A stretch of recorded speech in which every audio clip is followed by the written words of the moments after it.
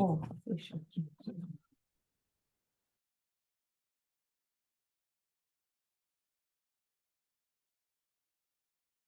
Good evening, everyone. Thank you for coming. I'd like to call the Landon Village Board meeting for Monday, May 13th, 2024 to order at 7 p.m. You all rise and remove your headgear for the pledge of allegiance. Pledge allegiance To the flag of the United States of America, and to the republic for which it stands, one nation, under God, indivisible, with liberty and justice for all. If everyone would just check your phones and please make sure they're on silence, we'd appreciate that. Roll call, Calacola Roby, Here. Grenier, Here. Lake, Here. Moore, Here. Summers, Here. and Yates is present. Statement of public notice. Item number 5, discussion of possible action on the reading, correction, and approval of the minutes from the 4/8/24 village board meetings. Everybody have a chance to review those? I make a motion that we approve the meetings of April 8th of 2024 village board meeting. And I will second. We have a motion, a second. Any further discussion? All those in favor? Aye.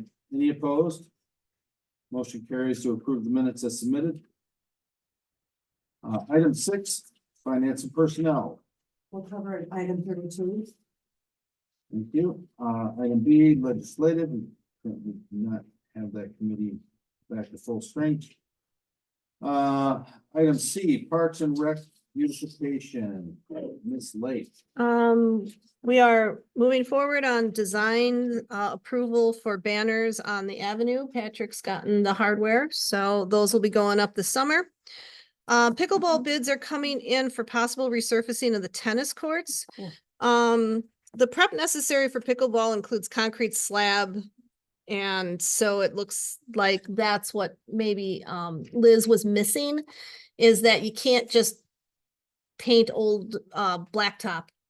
So that's why my bid came in a little bit higher. So I'm going to continue seeking out bids, and hopefully if we do some of the repaving of the parking lot there, we can incorporate maybe some surface for the pickleball courts. And then we could, I think that what you pay for a pickleball court construction company to bore concrete is primo. So maybe we could just get some concrete in and then have them do the finishing on that. Okay. The May 4th village-wide rummage sale was a great success. 13 families signed up for the map listing, and 112 rummage sale signs were made available free of charge to those families. There are some extras I see. I'll take them home and store them for next year, okay? Reminder that July 28th is Cars on Main and September 14th is the 3K awareness walk for mental health. Bids are complete for the repairs and renovations of Village Hall. For the trustees up here, I've included those bids. The proposed upgrades would be to make everything aluminum clad so that there's no more paint exposed on the village building. Power washing and painting all of the CMU, and then all of the lintels, doors, door frames. And then filling in above and below these windows. There's currently boards that are rotting. That's going to go to a hardy board, which is a cement product. And also putting in lights in the soffit across the front of the building that'll point down on the front of the building, and then eye lights pointed to the Village of Lannon sign that's there. This has already been approved in a previous meeting for use of ARPA funds. I just wanted to make you all aware of what I was proposing, and then I'm going to take it to the ARPA committee, and hopefully if they approve everything, we can just go ahead and move forward on that budgetary number. I got everything to come in within that budget. Okay, I think that is all that I have.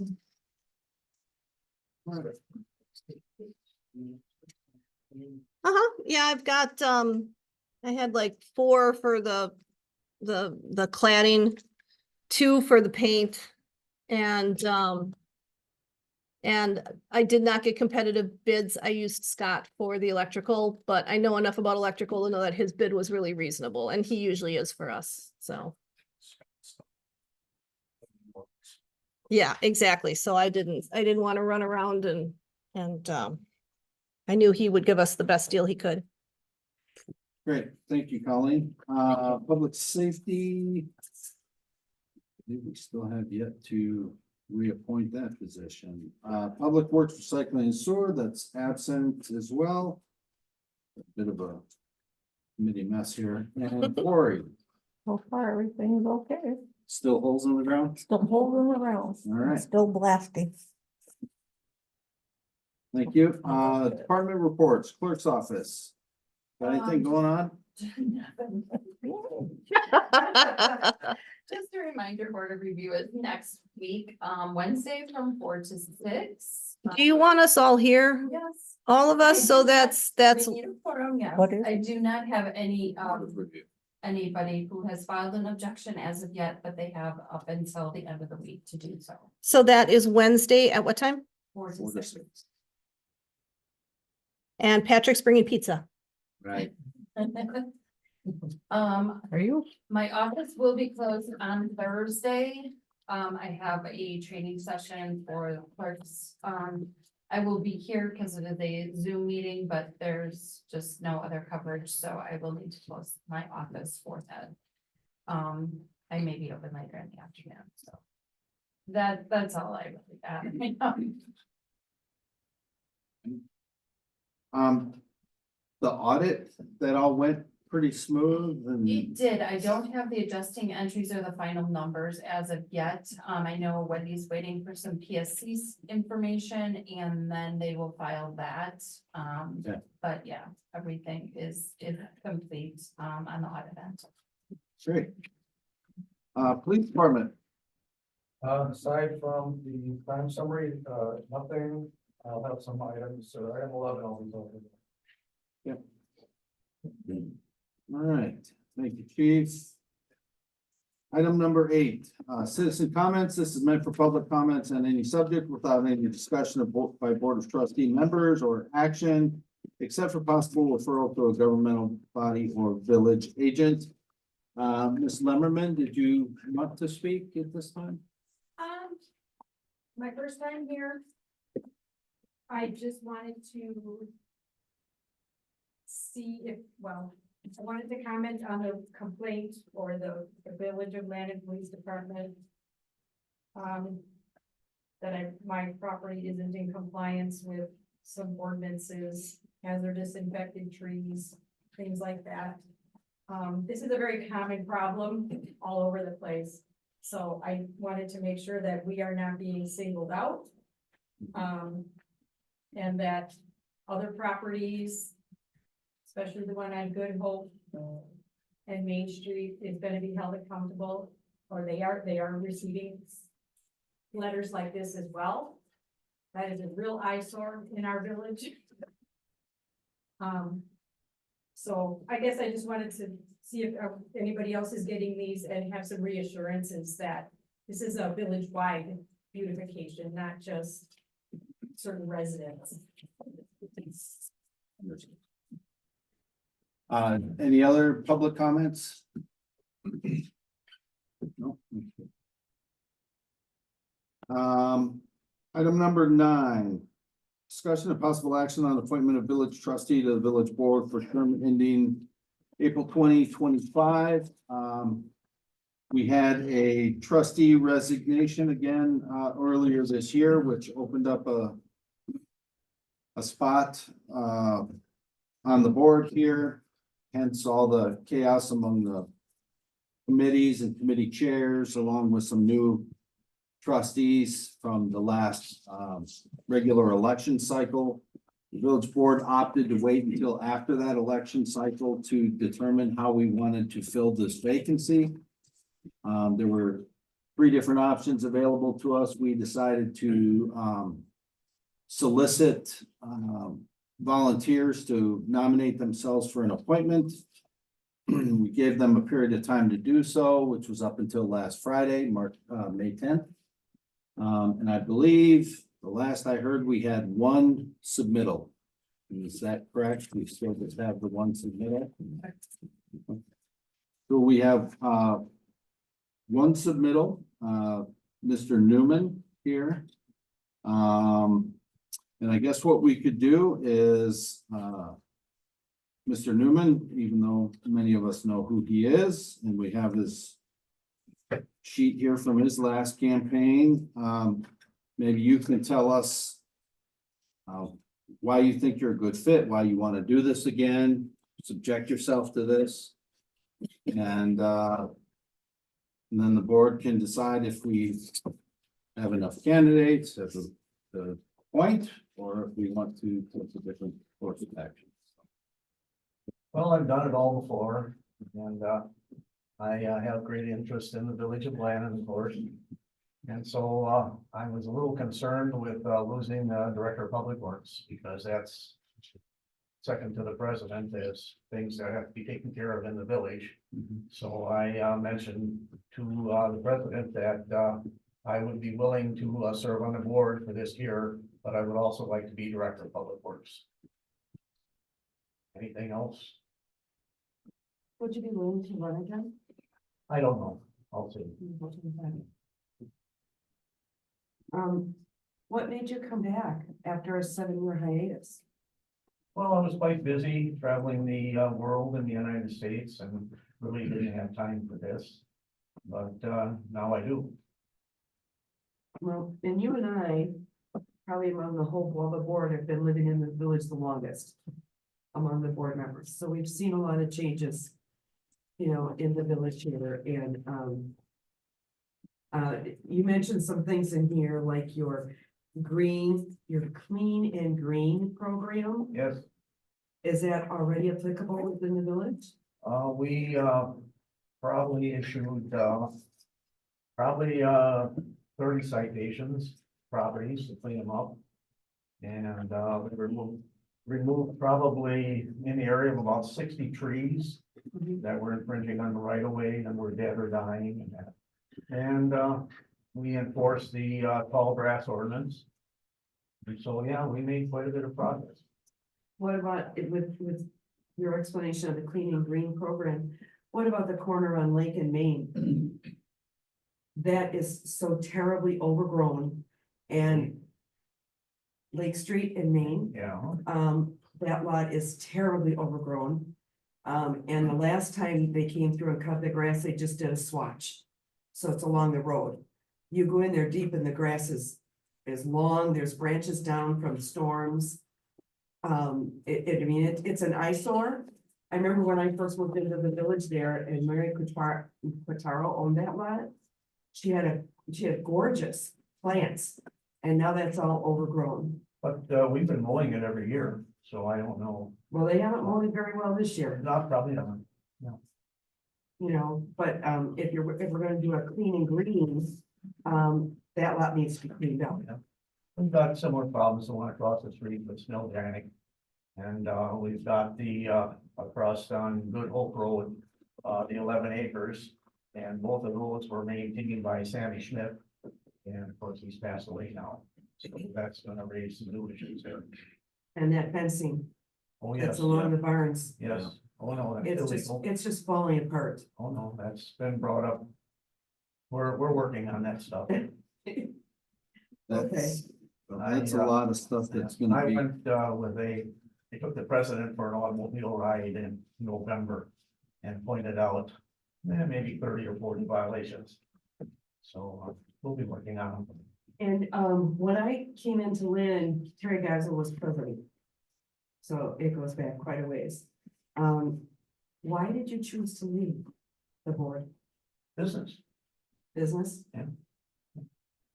Just couldn't do both. Okay. Mhm. And you would commit, you're not sure if you would commit to April 25? To run again, we'll see. That's 7 months to think about it. Yeah, but if you want to be public, the public works, that would be a desperate need. Yes. Yeah. Maybe you start reappointed every. That's true. That's true. Yeah, but Public Works is a unique set of skills. And Jerry, I don't disagree that you would be very helpful in that. But if you don't mind, Terry, I would like to ask, I'd like to ask Jerry about his consultancy with the Water Concern Group. Did you act as a consultant for the Water Concerns Group? Yes. Were you a paid consultant for the Water Concerns Group? You donated. And so, the attorney, Krista Westerberg, that, was involved in that, was there a retainer paid to that firm? Yep. And do you know what that retainer was? You don't, you just contributed to that, okay. My concern is that, I perceive you, and you are welcome to refute this, that your actions with the Water Concerns Group led those residents to believe they had a case. And, you know, by giving them false hope, instead of letting them listen to the village trustees, the legal counsel for the village, and the engineer for the village, those people lost out on an immense amount of money. Well, they are going to have to connect now at their own expense. And I don't disagree that Jerry would be a fabulous public works person. I don't have any problems with him personally. We've always been very good with each other. But I just have to, on the public record, say I am against his appointment based on his support of legal action against this village, now and possibly in the future. And I just needed to say my piece, because I don't think it's fair to those residents of Lannon that believed that they had a case, because I don't think they ever really did. That's your personal opinion. That is the legal opinion. She's entitled to state her Everybody's opinion, entitled Don, to and you'll their get a opinion. chance Let to her state finish. yours when she's done. Right. Well, I feel bad for those people, and I just don't think that your judgment in that case makes you a good choice for the board. So I am going to state now that I'm going to vote against your appointment, with all due respect. I know that you're a very intelligent man and that you have a great set of skills, but I can't get past that. But I don't think you know what I did. How can you judge? You have no idea. At all. Do you care to share? Sure. Yeah, I advise them on hiring an attorney. That's it. Are you currently involved in any legal action with them or No. anybody else in the village No, against there is the some group, village? I understand that is hired some attorneys and are pursuing some Still action, pursuing it? but I don't know who they are or what. Did you donate any money to that, But yeah, I to think this next one that they hired supposedly some attorneys? No. You haven't donated? Well, Colleen, I did attend 2 of those meetings, Mhm. you know, and I saw and you were at one of them, Patrick. Yeah, Ben and Steve and I went Right. to one of the initial ones at the Lions building. that was the initial. Yeah. That was the initial one, and somehow they were just misled. Because I sat there through there and I mean, I sat at all those meetings ahead of time. And they were just misled. And what they thought was gonna happen, they thought they could stop the water, and I just felt it was just unfair. I went to the one that with Henny, before Henny's opened up. I was at that one too. And again, they were misled, and a few of those people had stirred waters that didn't need to stir the waters. You know, if they had come to the meeting and really listened to what Ben was saying and what the trustees were doing, they would know the factors. I mean, Ben and I had conversations, did we not? About the stuff like that, and I was in attendance of those meetings. And what they were stating at those meetings, those 2 meetings that I attended, was so wrong. But how do you see misled? Misled by who? Well, Disgusted citizens, yes. but no particular. Yes, and And I agree with that. I mean, we knew going in that there were going to be people who did not want to connect to the water. I mean, there's no doubt about that. But some of them listened and said, oh, you know what? I see the bigger picture. I see that this is going to be unavoidable. I don't have to like it, but I'm going to go ahead. And there was a fraction of people that went, okay, we're not going to be able to fight this. We don't have to like it, but we're going to do it.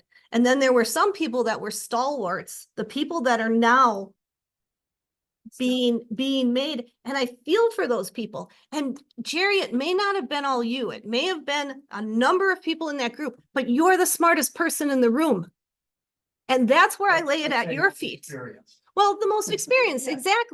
exactly. And so if you're acting as a consultant, at some point, you either have to wash your hands of that group, or you have to say, listen, the truth is that you're not gonna win this, and that you should maybe consider, because the board here, we bent over backwards, we extended deadlines, we extended again and again, and we reached out personally and we sent letters. And those people are screwed now, But you see, that Jerry. had nothing to do with that. So But you Well, started ultimately, it is You their started it. responsibility. I agree with that. Ultimately, it's their responsibility. All I wanted to do is make it public record that I do feel, On the qualifications of attorneys, they were hunting, right, that's all I did. right, But and to the detriment of themselves and to the village. And that's my final word. Weren't you the president of the board at this time when water first came, talk was not the 97 when they wanted to bring sewer and water in. Not that one. I was the That project, was a nightmare. And I was in that meeting in the village, you know, in the firehouse, which made the local news, but, I sat through that too. But you were part of the board at that time. no, I came back to Lana in 2003. And I served as the project administrator for the water system from 2006 to 2008. I donated my time and worked with Rupert Milkey, some guy by the name of John Cameron. And I took care of that project and got it going and dealt with the DNR and Public Service Commission and all that. Well, I know you didn't do it in 97 because it was voted down. Yeah. They only came in with sewer. I was 10,000 miles away in Asia. Well- Perfectly honest. At the time, there was, Lanning was still a bedroom community to Menominee Falls. And so the majority of people that lived in this village were retired, and they couldn't afford both at the time. So water was dropped and sewer came in. But then when water was talked about again, weren't you on the village board at that time? I don't think I was on the board yet. I was on planning commission boards. Was that in 08 when the utility was formed? that you Yes. came to? Yeah, we started in 2006.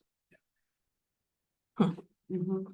All right, well, I've said my piece. I don't want to beat you up, Jerry. I really don't. I just needed to go on public records stating that I make that connection between Jerry and some of the issues that we have, and I would like to leave it now, and everybody make their own decision, please. It's just my opinion. I think, you know, you command a lot of respect, Jerry. You have a lot of Yep. experience.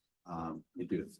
You are surely a very qualified candidate to serve in that capacity. I think the concern was just making sure that we're all, at least in terms of the necessary items, all working to a common goal, right? And I think you're genuine in your interest to do that. You might recall that I met with you several times when this was going on. Yeah. You're right here, Yeah, informing you of some of the things that were wrong. And yeah, of course, we were right. You had to change the method of charging people. Right. And tried to point out that that was against state law. So it was all in the interest of the best for the community. right. Well, I sat in those meetings and you've been a fabulous historian. I'm old. Fortunately, I'm not wearing that orange jumpsuit you said I'd be wearing. But you've been a fabulous resource. Yeah, we always look to you, Jerry. We do. We do. I think something here. Everybody's entitled to their own opinion. And I personally feel it's wrong to judge a person because they're feeling on a matter. there isn't anybody in this room that's perfect. And if you are going to have a board that's going to agree on everything, somebody's lying. There's two sides to every story. And everybody sitting up here should be free to share their opinion. Not to have, oh, you can't be on board because you did this. That's wrong. That you're judging somebody on one action. I think I would say to that I feel the same way, Don. I've always encouraged the reason you have a board and the reason you have an odd number of people on a board is because you should have differing opinions, right? You should have some questioning of things occasionally, and you should have some reasonable discourse on what direction to go as a board and as a village. But I also think it's fair to, as we're vetting an appointee, this is different than an election, this is an appointment, so we get the opportunity to question a little bit and make sure that motives and intentions are in line with what we feel is befitting a trustee. That's all I think we were doing. Right. Well, I got a comment from Joe Osterman the day after I got elected 3 years ago. He goes, always remember, at the end of the night, that I do what is in the best interest of my village, not my friends, not my neighbors, but my village as a whole. My point Great exactly. advice. Yep. That's how I try to operate.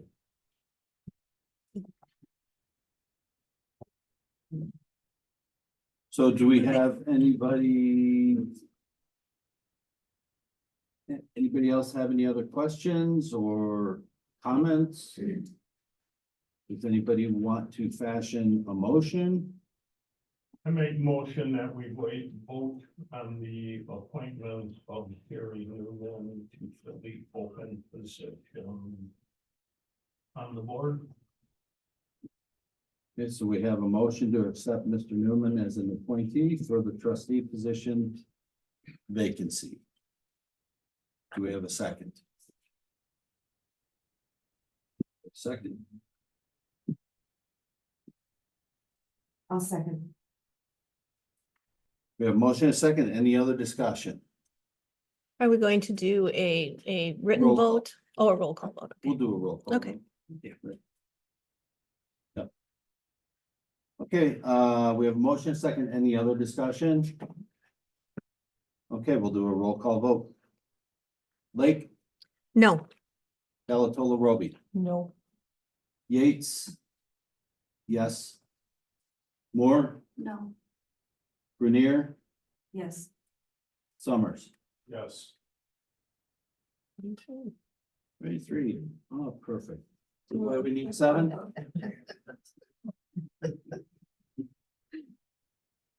right, what do we do now? Bar dice? What? Well, technically speaking, the motion fails for want of a majority either way. So you can make another motion, you can table the matter. You can go in a different direction. We can discuss this too, right? Should we discuss this and make another motion? Patrick, I trust your leadership. I trust your leadership and I don't dislike Jerry. I wanted to go on public record with a issue that I had and I've done that. And I would be willing to change my vote because I do believe that Jerry is an excellent resource for the village. I don't want to table this and I don't want it to negatively affect the village as a whole. So I would be willing to change my vote to yes in order to welcome Jerry to the board. Well, then we would new motion and a new second, and we can take a new vote. Mr. I'll Plummer? amend my motion to a second vote Yeah, we have, for appointing Jerry Newman for the open term. We have a motion to take a new vote. Do I have a second? I'll amend my second. And we have a motion and a second. Any other discussion? Roll call vote again. Lake, Yes. Delatola Roby, No. Yates is a yes. Moore, Grenier, Yes.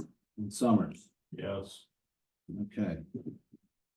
All right, motion passes to appoint Mr. Newman to fill out the rest of Mr. Reed's term until April 2025. Back in business. Yep. Brenda, you want to swear him in?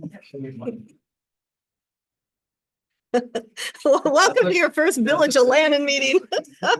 We're organized here. Raise your right hand. That.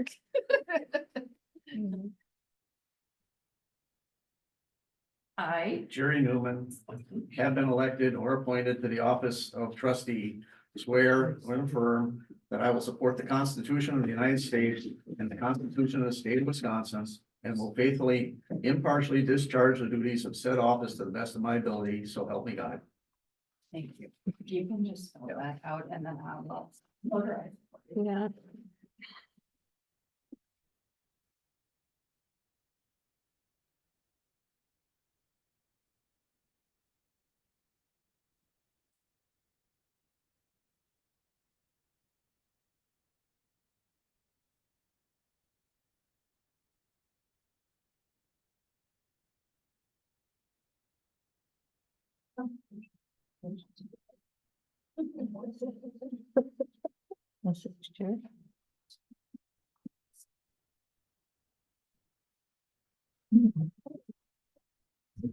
Welcome back, sir. Yeah. Don't be too much of a pain in my ass.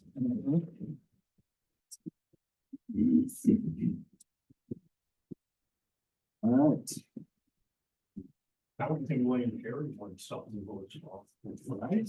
Yeah. Feel free, everybody does. Thank Okay. you, Jerry. It's an oftentimes thankless job, but you already know that. Oh, I'm here. Okay, well, good. I look forward to filling out the committee appointments then, so we can get things back on track for the next meeting. Number 10, ex officio report from Village of Menominee Falls Fire Department's new fire chief, Chief Pulvermacher, is back in the area here. Yes. Welcome, thank you. Thanks for coming. So I am standing, just so everybody's aware. President Yates, Village Board, Village Presidents, first of all, I'd like to thank you for inviting me to speak. This is mostly an introduction because of the fact that as the fire chief serving both the villages of Lannon and Menominee Falls, it's important to be able to have a discussion about the wants, the needs of the community. I take extreme interest and gratification in being able to support this area. I grew up in the area. I grew up in the village of Butler. I graduated from Hamilton High School. And coming back home is serving a couple of different purposes. Not only is this home to me, but it's also going to allow me to assist with some pending family issues that I think a number of us have had to address with our own families. It's my turn. And I gratefully get to, and thankfully get to do that with my mom. That said, I wanted to be able to share some of the things that we have been working on. And one of the things that I would propose and I would welcome and recommend is every quarter I am to deliver a report to the Village of Menominee Falls. When I do that, I would recommend that I come here maybe the following meeting and do the same. And then you have an idea of what I'm sharing at both the Village of Menominee Falls level, but also some of the same things that impact you. One of the things that I established with our own department is just some of the ground rules. I mean, they're learning about me, I'm learning about them, and together we're trying to determine what the future of the department looks like. And that's everything from our core values, our mission, our vision, and the things that ultimately drive us as an organization. Now, we have those things right now. Many of our members just can't recite them because they weren't involved in the development of those items. So we're doing that right now. We've actually conducted a department audit to identify how the department sees it itself. And why is that important? Well, because of the fact that as we bring new people on, we want them to see what they're getting themselves involved in. I mean, if you see yourself as part of an organization, you're more likely to succeed in that organization because it represents the same things that you have interest in. So we use that as a recruitment tool. We're very fortunate to be able to have a combination department that allows us to not only have a significant backbone of the department with a career side, but we also have a department in development that allows us to create a pathway into the fire service and train the future firefighter, which to me is an extreme benefit. We've been working on a number of different projects, trying to identify the budget, capital improvements, and then what we do in order to address the overall needs of public safety and emergency response. I mean, I'm coming back into emergency medicine at this point. I am a paramedic. I have experienced the fire service in a variety of different levels. I started as a volunteer. I was a military firefighter, a career firefighter, and a combination firefighter. So I'm very grateful for the experiences that I have been able to take advantage of. And I've never forgotten where I've come from. Thankfully, I've been able to come back to that. So another thing that we are working on, and this is something that I've been addressing not only from the Village of Menomonee Falls level, but also in the Village of Lannon, is to identify what our target hazards are. Have a method of communication. I reached out to Chief Bell, for example, reaching out to the clerk of the village to just identify some of the things that we're working on. So none of this is catching you by surprise. I guess the thing that I ultimately want to do is establish an open means of communication. Everything that we do is based on how we are able to communicate things back and forth, how we receive them, how we take that input, turn it around, and make it into something that is ultimately beneficial. And if we can, for whatever reason, at least have the explanation to provide to those requesting that information. So from a public safety standpoint, this has been an extreme opportunity for me because of the fact that I have been able to address some of those things that ultimately have brought me back to the start of my 35-year career. And I'm grateful to be able to not only be the fire chief for the Village of Menomonee Falls, but also your fire chief. So feel free to reach out if you need anything. Our contact information is available through the village's website and then obviously through the Village of Menomonee Falls. Does anybody have any questions for me? I guess I wanted to leave enough of space in this presentation to be able to answer your questions. I have one, if you don't mind, and I don't mean to kind of put you on the spot or ambush you, and maybe this is a conversation for a later date, but I don't know if how familiar you are with the contract that we have with you folks. But I think it was certainly entered into with the best intentions and with a full understanding that it was going to work and be viable for both parties. But since I got on this board and I've looked at this and I've seen the impacts to our budget, I've had some growing concerns. The last calculation I did, the amount that we paid to your organization eats up about 60% of our levy. It's significant. So I don't know if there was flexibility in renegotiating how that percentage gets calculated. It's a fairly simple formula, which is good. I like that part of it. But decisions in Menomonee Falls on capital improvements and personnel and things like that get made up there without any representation from us or our village, but we have to pay our percentage of those decisions. It's just getting, much like every community these days with public safety, it's getting harder and harder to manage. And that's why we have an item later on in the agenda about a possible referendum. Because it's untenable. So, Mhm. I don't know if you're open to those conversations or if those. So all fair concerns, and I can say that I don't negotiate for the Village of Menominee Falls. Obviously, that's something that you would do with Mr. Fitzgerald. But, one of the, well, I think I ultimately, much like you represent the best interests of the Village of, Lannon, he's representing the best interests of the Village of Menominee Falls.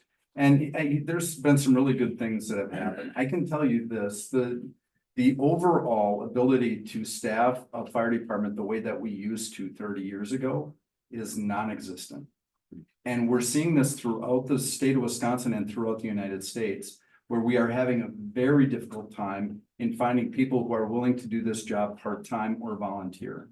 So the cost of the fire service has gone up. We are our own Achilles heel, because we have made it work for as long as we have with the type of workforce that we have. And we celebrate that, right? We take great pride in being able to take care of our community. But at some point, our nuclear family has changed. There's two parents that are going to work now. It's not just one. So having one person that's able to attend to the fire department, the other one attend to the family, that's becoming increasingly difficult to find. I also posed this as a question at my last job because I had an elected official who was concerned and wanted me to find more volunteers. And so I asked him a question because he was a senior manager in his organization. And I asked him, how many firefighters do you have that work for your company? He couldn't answer that, but he thought maybe one or two. And then my question was, that's great. Thank you for supporting the fire service. Second question. You let them go to a fire in the middle of the day when they're supposed to be at work? And the answer to that was unfortunately no. Right. The volunteer fire service was built on a number of people who could respond by dropping what they were doing. And in Menominee Falls, for example, where I came from in Dane County, it was built on the service of farmers who are all intents and purposes private business owners. Yeah. Who could drop what they were doing and come back to it later. We're finding that that's becoming increasingly difficult to find. So staffing a daytime response is more expensive because we almost have to staff that with career people and give them a living wage in order to do it. And the certifications and the training that we are requiring them to have are making that more difficult to ask a volunteer or a part-time individual to do it. Because now not only are they responding to calls, staffing the fire station, but now they're going to training on top of it, which just adds to their workload. Sure. And I can tell you this, as population density increases and then as call volume increases, we see a number of calls happening after midnight and before 6 a.m. People getting up to go to those calls when they have to go to work the next day are few and far between.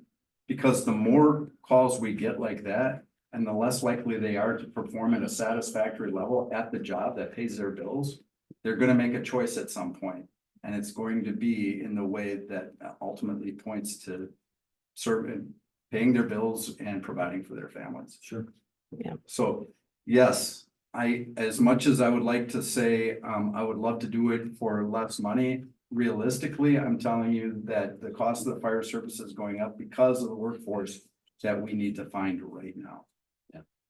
And that's, and what I would suggest to any of you, if you have questions about what we're getting, what we're providing, is ask those questions. I mean, sometimes it's a matter of just answering them, and although we might not like the answer, it's at least an answer that hopefully provides some background.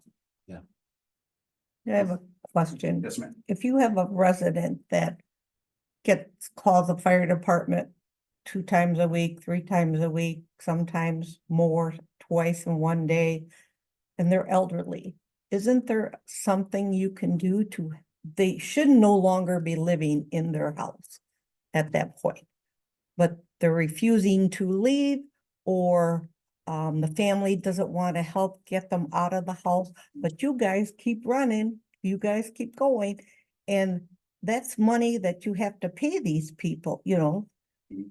Are the residents paying for that call that gets to that door? It Or depends. I just saw this in the Village of Menominee Falls ordinances, and I can honestly say I did not look this up. Okay. On the Lannon side, we do charge for non-transports. Mm-hmm, And that creates some incentive.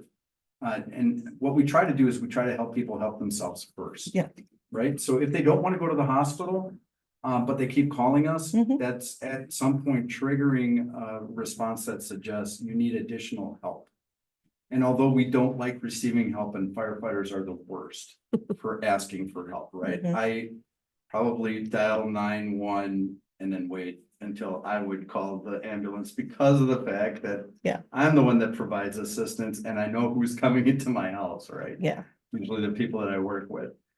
That said, we have to be very conscientious of the fact that there is gonna be apprehension to receiving help. At some point, it does involve things like social services.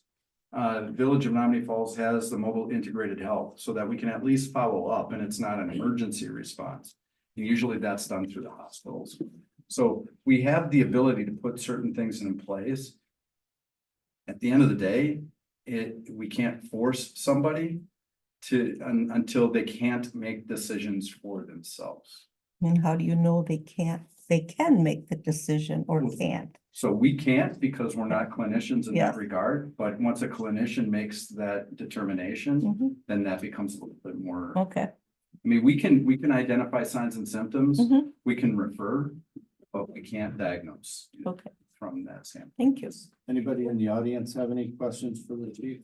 Comments? Any bigger ones with the pencils on them? You have 3 fire stations, right? Yes, Lily Road, Silver Spring, and right here on Main Street. correct. How many full-time firefighters and EMTs are in each location? In each location on any given day, so we have a total of 35 full-time firefighters. Do they rotate? They're on a variety of different shifts. So I think we have about 9 or 10 on each shift.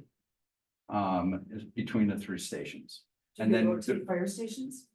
not necessarily, not eventually, I mean, they're assigned to a station so that they have a better idea. What that does is it gives them an idea of where they're responding. There's little bit of situational awareness in the area that they're responding, so they're sort of like a hometown feel to give them an idea of what's in their first due area. They won't be there throughout the course of their career. We might change them from one year to another, and sometimes that's based on retirements, promotions, the addition of new personnel.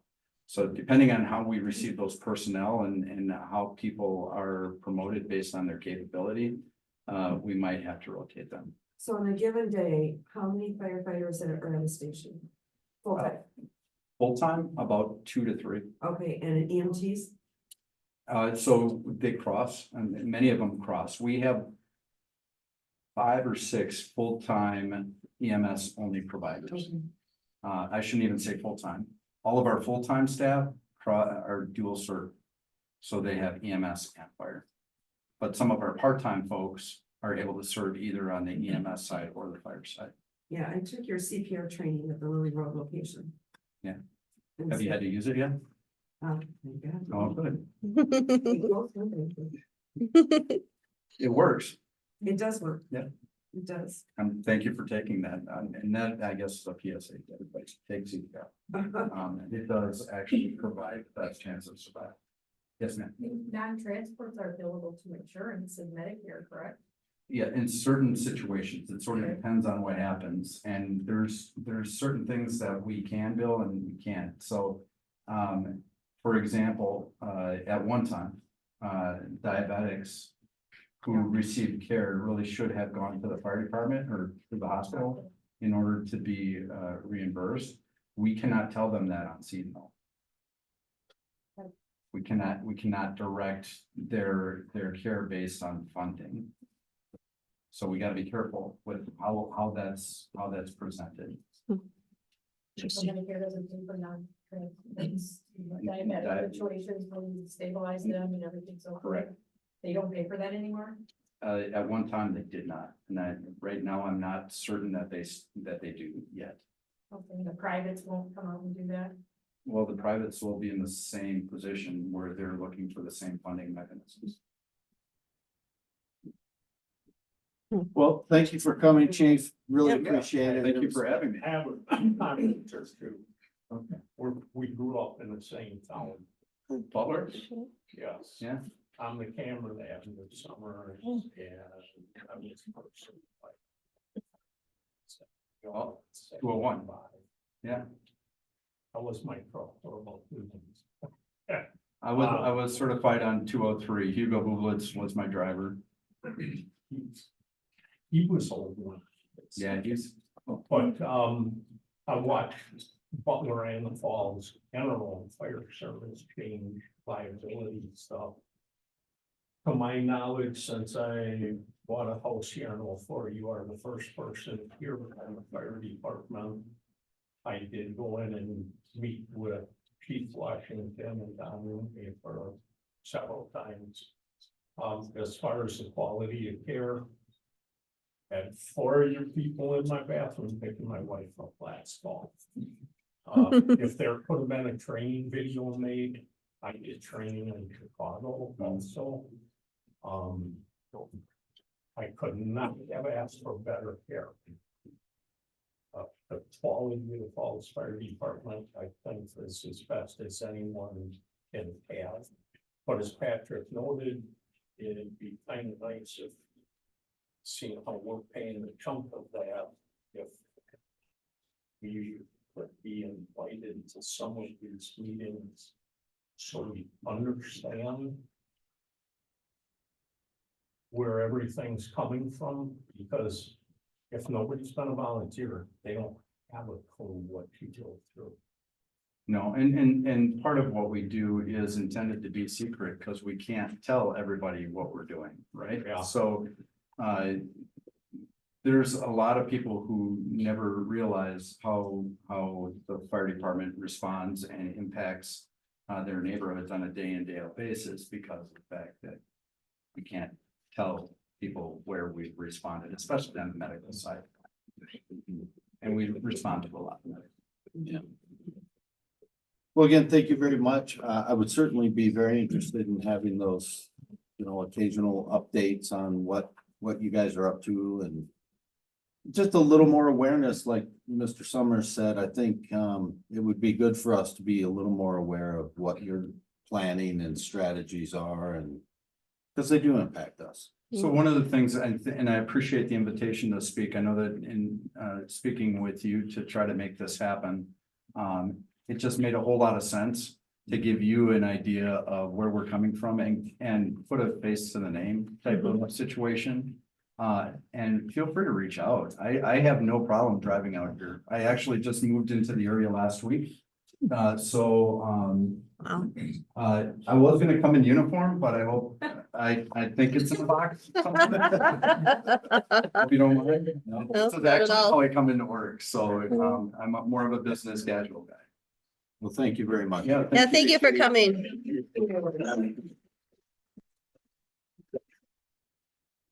Have a good night. Thank you.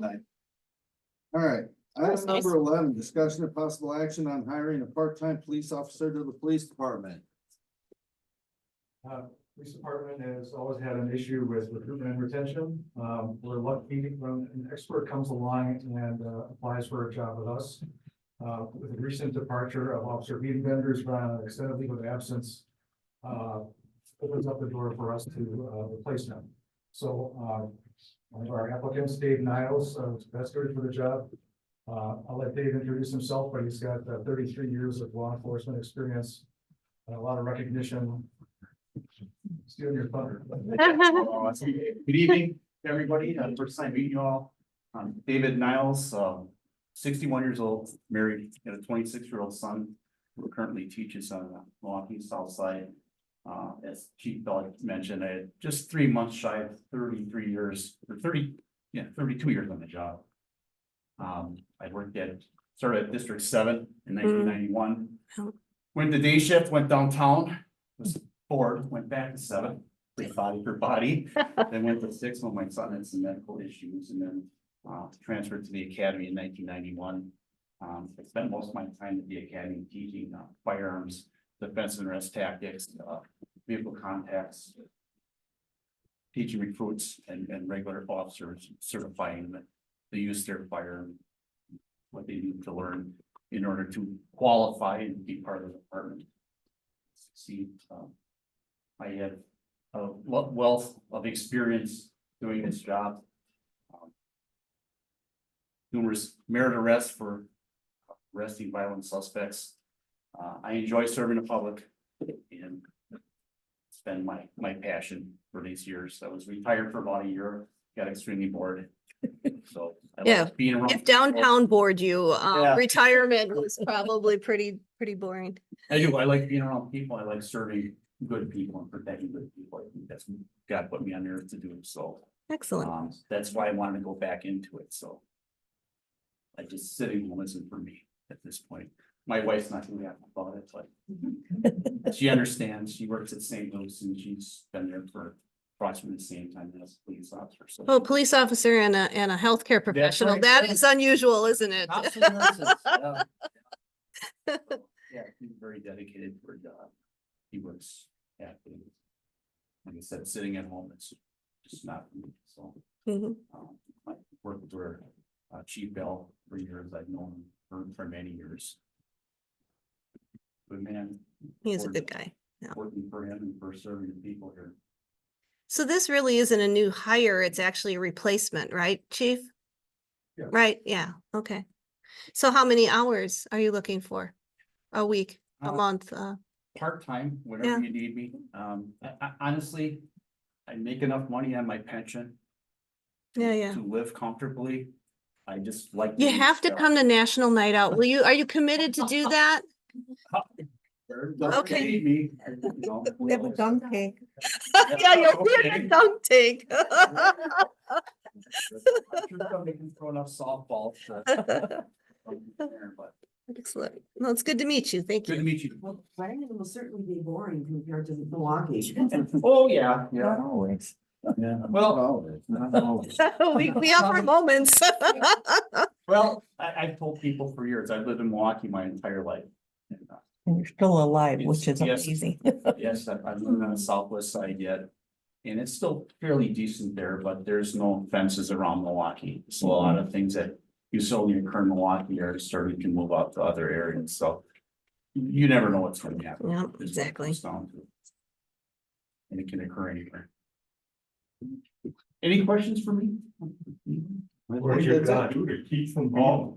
I did leave that at home. Normally I carry all the time. but I wasn't sure how people would take that if I walked in here. I understand. Well, we I certainly tried to be- appreciate, people that are willing to come here and serve here and part-time. hopefully, yeah. Part-time, yeah. Especially, and hopefully it'll last. I think some of the younger folks that come through here have a tendency to use this more as a stepping stone rather than a place to settle in, so. Yeah. Hopefully you're the latter. And, I would entertain a motion to recommend. Make a I make a motion. motion to accept the chief's nomination for our new fire. I'll second. We have a motion and a second. Any other discussion? All those in favor? Aye. Any opposed?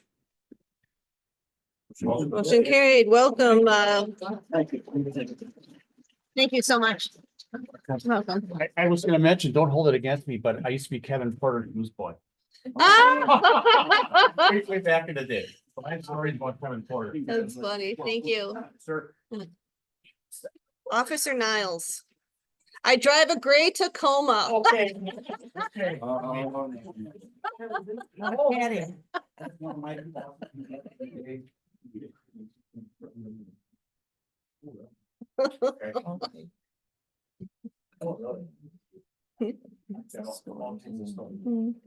Good choice, Chief. Good choice. Good choice. Yeah, thank you. Thank you. Item number 12, discussion of possible action regarding the American Public Works Association, Wisconsin And National Project of the Year honors recently announced for Water System Expansion Project. I have a brief summary of this award that I would like to read. The American Public Works Association has awarded Village of Lannon Water System Expansion Project of the Year honors at both the state and national level.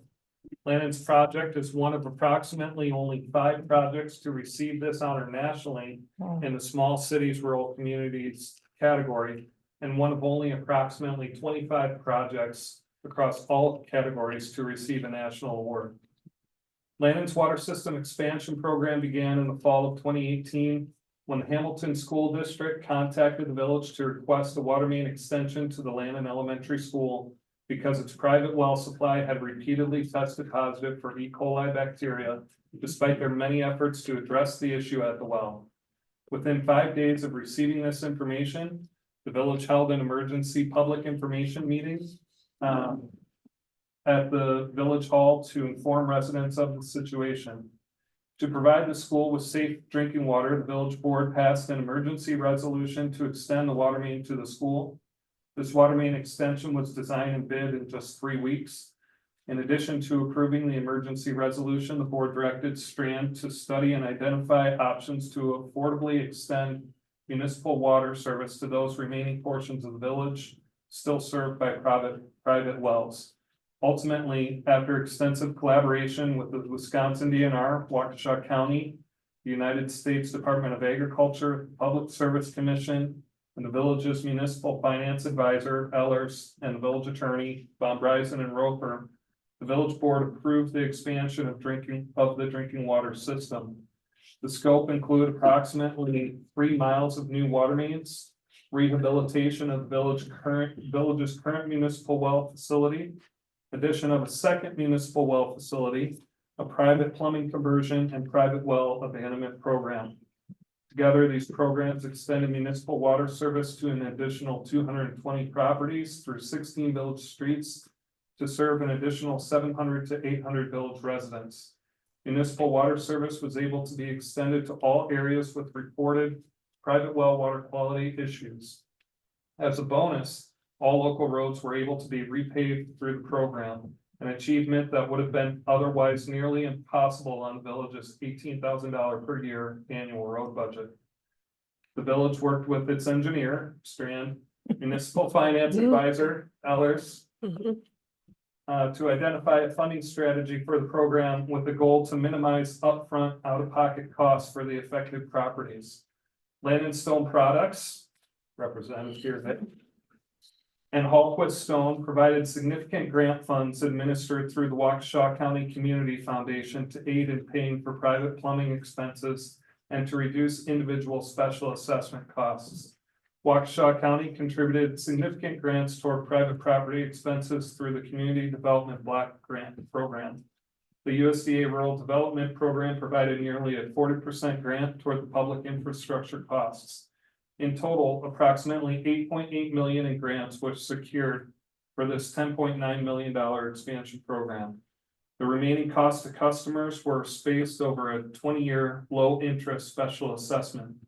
To date, the project is tracking approximately $900,000 under budget, and additional funds are being used to extend more water main along Good Hope Road.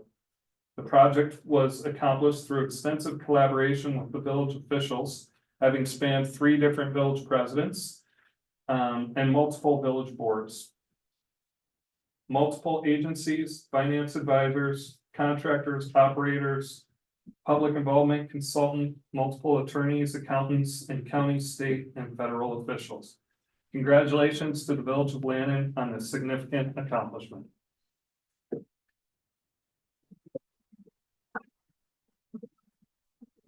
Wow, look at that, Ben. Congratulations. We get any money? That and $250 will get you a cup of coffee, yeah? Not even I anymore. got some cashew crumbs. I won't pay for the water system. Pretty picture. I'll add that the national award has been announced, but the presentation takes place at a national conference in Atlanta, Georgia this August. Wow. Or September. I think. September. Are you going?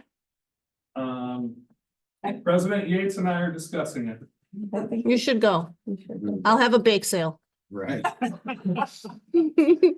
Oh, Well, Great. and thank you, Ben, for, I know you, were primarily responsible and Yeah. the driver for that submission, so. Yeah. Good job and congratulations. Congratulations. Thank you. That's cool. See you again in 18 years when you Yeah. get your next. That's right. All right, item number 13? 13. Now we can burn through some fast. All right. Okay, sure. Make up some ground. Discussion of possible action on approval of liquor license for VAM United for the land of BP at 20093 West Main Street through June 30th, 2024. So I take it you haven't closed yet. No, we haven't, Wednesday will be closed. Okay. Wednesday is the 15th. Okay. So you're just looking for a short-term one until the regular renewal? Yeah, next month we'll do the regular approval for the following year. Okay. They've already- Oh, okay. And it Yeah. looks Contingent on closing. contingent on closing. Yep. Right. Yep, that's what I was getting at. You're gonna be new on. Yeah. You are, because they just bought it last year. Right, June. Okay. So all the applications are in order though, Brenda? Yes, they are. Oh, he's approved. Okay, I'll make a motion then that the alcohol beverage license application for VAM United be approved pending conditioned on the closing on the 15th of May. You have a motion? I'll second. In a second, several seconds actually. We have a motion in 3 seconds. Any other discussion? All those in favor? Aye. Any opposed?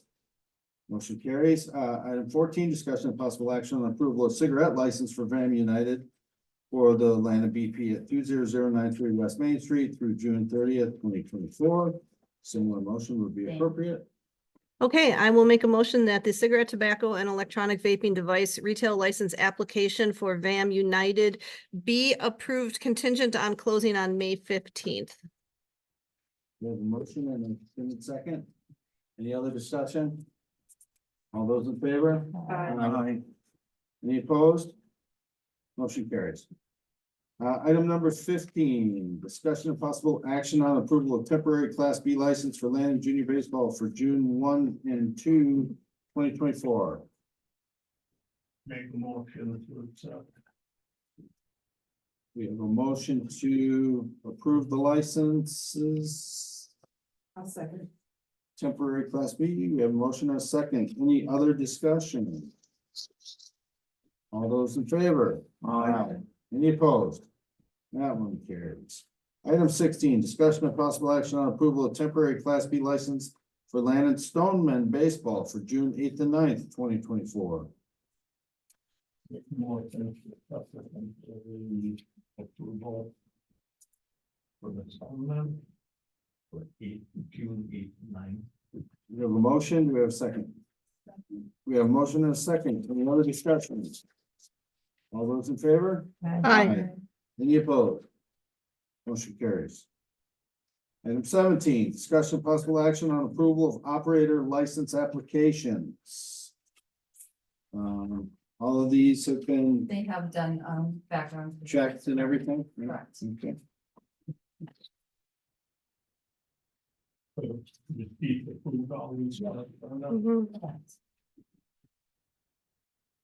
All right, so the motion can be made for this as a unit, or should I move each individual? Okay.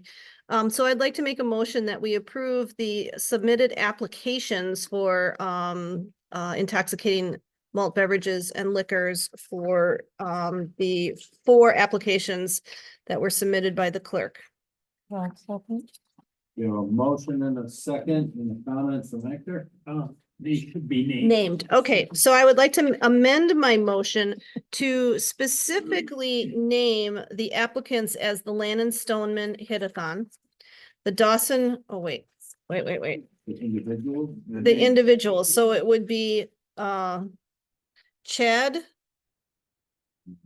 Malota, Daniel Vilgit, Angela Boy, these names. Right? Bilajeski, Good one.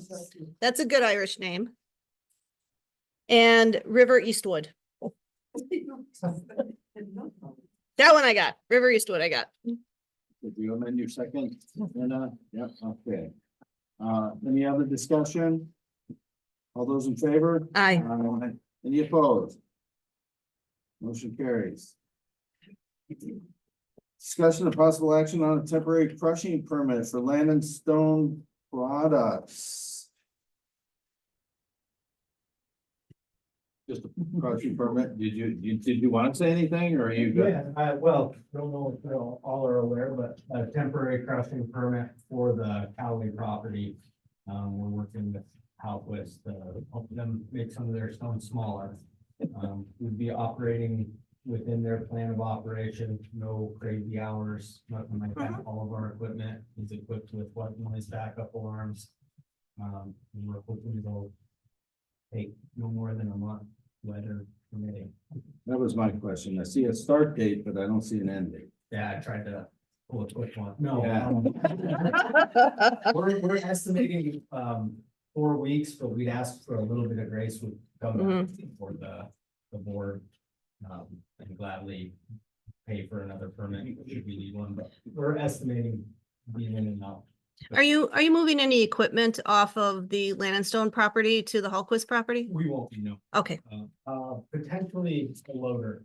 We haven't. Yeah, that's fine. established who's gonna load yet. Will 8 weeks be enough? 8 weeks would be when weather pending. Well, it was weather pending with 4 weeks. Yeah, well, that's Wisconsin. It's summer. Is there any way to control the, I don't know how to put it, the blasting itself, because I have to tell you, sometimes my house shakes so bad That's nothing they can. from it. Just crush it. Just crush it. Just crush it. That's blasting. No. Yeah, that's just the application of the blasting. Oh, okay. That's a blame for blasting. Okay. Rock crushing. Are you gonna be doing any trucking on Good Hope Road and hauling it? We are not planning on doing any trucking. We're just being hired. To Okay. crush. And then a secondary issue some years ago, when Lemke did the same thing, I think it was Mann Brothers did the large deal. They did a lot of crushing and we had a real problem with dust. And so I just want to make you aware to watch the water because from the southwest, it comes right into the village. Absolutely. And we have our water truck at our landing quarry that. Yeah. It's been its time. Yeah, Mann Brothers didn't at the time. And it was a mess. Can't be any worse than that. all right, well, I will make a motion that we accept the application for rock crushing permit from Land and Stone Products at the Hallquist property for a term to start 6/3/24 and to not extend more than 8 weeks from that point. And then we'll make you pay another $500. Motion and a second. Any other discussion? All in favor? Aye. Aye. We have an excessive amount of the sack and We call them. It's a complaint. It can be $100 a day. Yeah, I'll call that motion again. All those in favor? Aye. Any opposed? Motion carried. Have fun. Discussion of possible, this is 19, discussion of possible action on a temporary crushing permit for Lemke Stone, almost like we've seen one of these before. Before, yeah. Jason, anything, yours is this just for the year? No, this is, I'll be asking for 5 weeks, hoping to be out in 3 weeks, starting on. What's that? Weather permitting. Yeah, right. On the weather, yeah, the cross rain and nine. I didn't think Rock's cared. They don't, and actually machines they're enclosed now, Yeah. go figure, rain really helps with dust as well. Yeah. Right, Yeah. right, exactly. I would be asking, they're gonna start moving equipment in next Wednesday, I'm assuming set up probably 2 to 3 days. I'd like to start this permit on the 27th of May, and run it for 1 month, I don't think we're gonna need anywhere near that much time. They have water systems on all their conveyors and their crushers, we have a huge pond. I'm not worried at all. Any complaints? I have my email, my cell phone number is made available, I'm very responsive, because I don't want to listen to people, I don't want people to be mad at me. Want everybody, especially that guy right there. Years ago, but thank you, Jerry. I'm bored. Good to see you too, buddy. Any trucking on, Don't, it's all for our own personal use. okay, All right, I'd like to make a motion that we accept the application for rock crushing for Lemke Stone to start May 27th and to extend 4 weeks, weather permitting. I'll second. we have a motion and a second. Any other discussion? All those in favor? Sorry, Huh? who seconded? Tina, Okay, sorry, I didn't hear you. sorry, trustee Moore. We're on a first name basis here, Patrick. All those in favor? Aye. Any opposed? Motion carries. Thank you, ladies and gentlemen. Thank you for coming. Okay, before we get into this next fun-filled section. Should we take a brief recess? Allow folks a minute here if they need it. 5 minutes. Need some more.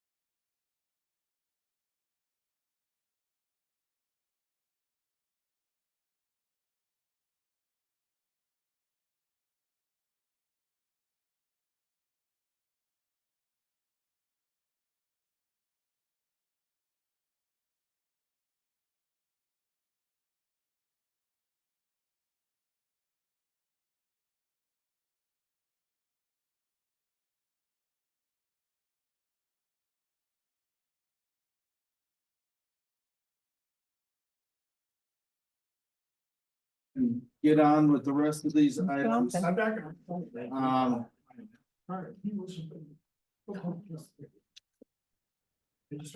Okay, so as some of you know, but some of you don't know.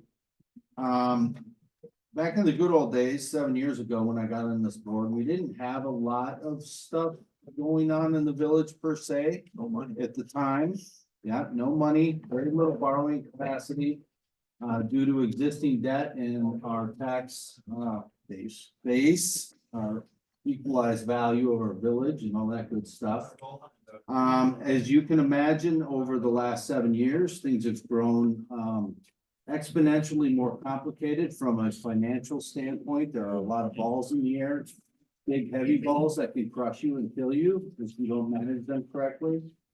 Mr. Wood and myself, as we've moved through some of these projects with Ellers, and considered some of these debt matters and upcoming, known projects that we were going to be facing. We felt it was increasingly important for us to be a little more aware of, as a board, actually a lot more aware as a board. Of where we stood from a financial standpoint, running it more like a business, understanding our short-term and long-term issues.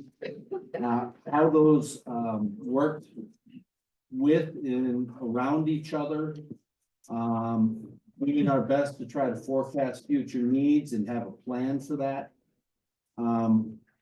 We have since applied a great deal of pressure to John and his crew to come up with what we felt was an all-encompassing kind of plan view for us to try to understand as a board.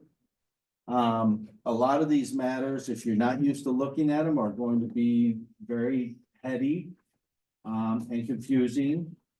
But John's tried to kind of distill it down into a digestible amount and format for us.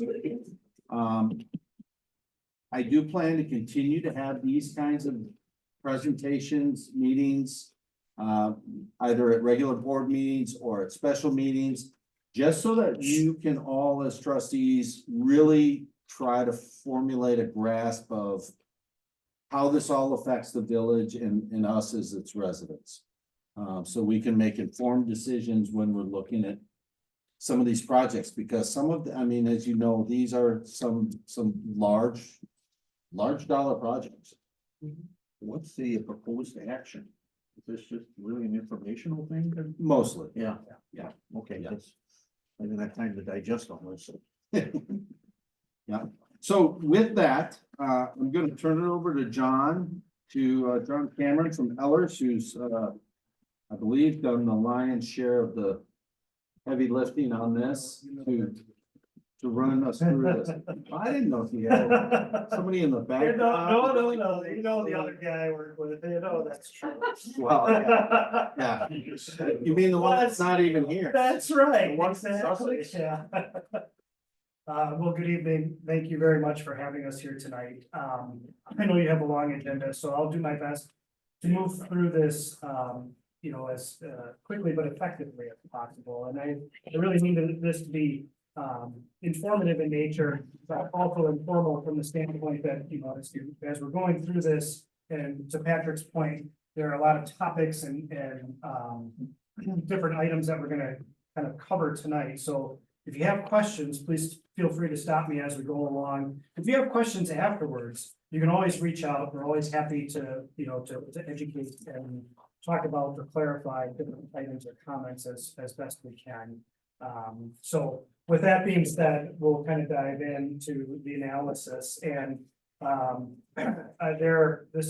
going old school tonight, hard copies.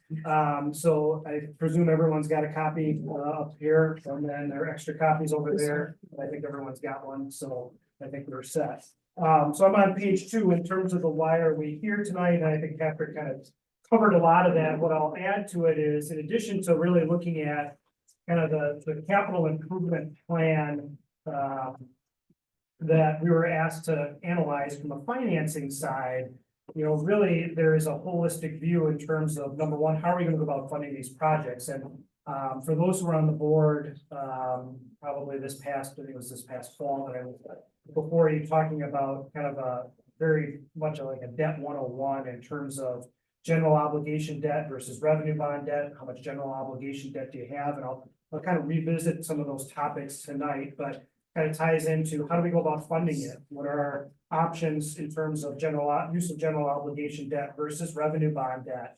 How do tax increment districts number 1 and 2 factor into it in terms of really as we identify projects? Just because a project is TID eligible, that's one thing, but you also have to have the revenue in place to be able to support that. And that's really I think one of the primary purposes and reasons for requesting an analysis like this is to look at, for the projects that are identified, if we go out and finance this project, is TID revenue going to be there between the 2 districts to be able to pay for it? So we'll talk about that tonight as well. There's also some impacts on the utility. So we want to talk about the water utility. We want to talk about the sewer utility. We want to talk about how the Public Service Commission on the water side views water projects, even though they're financed by TID.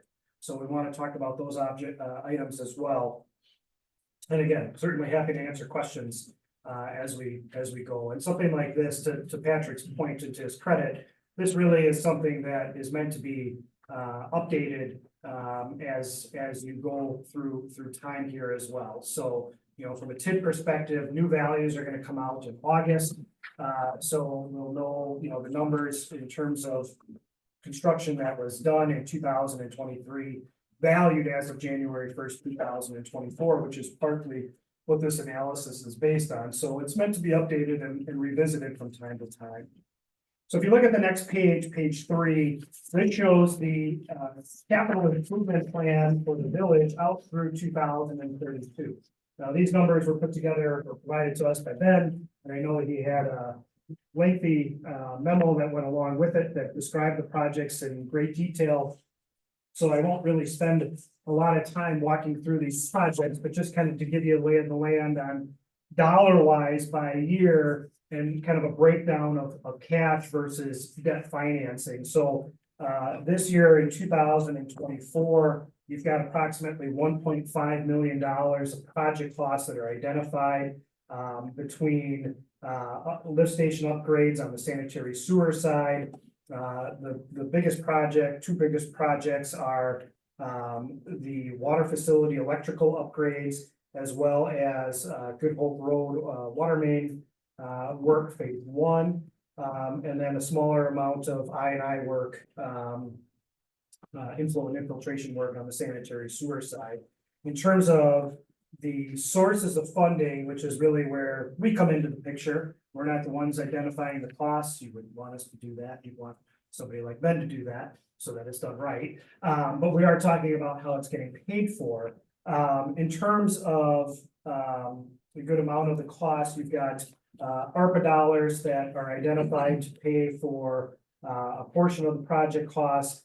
And then on the water facility upgrades, the $600,000 of water facility upgrades, as well as some additional costs, looking at that being funded through cash between the lift station upgrades and then your I&I work, the sanitary sewer utility as being the funding source. Now, with the water facility upgrades, one of the specific questions we were asked to look at, and we'll talk about it when we get into the cash flow for the sewer side, is instead of going out and borrowing for that, because the water utility does not have that amount of cash in reserves to be able to make available to just cash fund this project. So you'd have to go out and borrow, or in this case, one of the questions that was asked was, what if the sanitary sewer department or utility loans the money to the water utility and we establish a repayment structure from the water utility back to sewer over time? So that is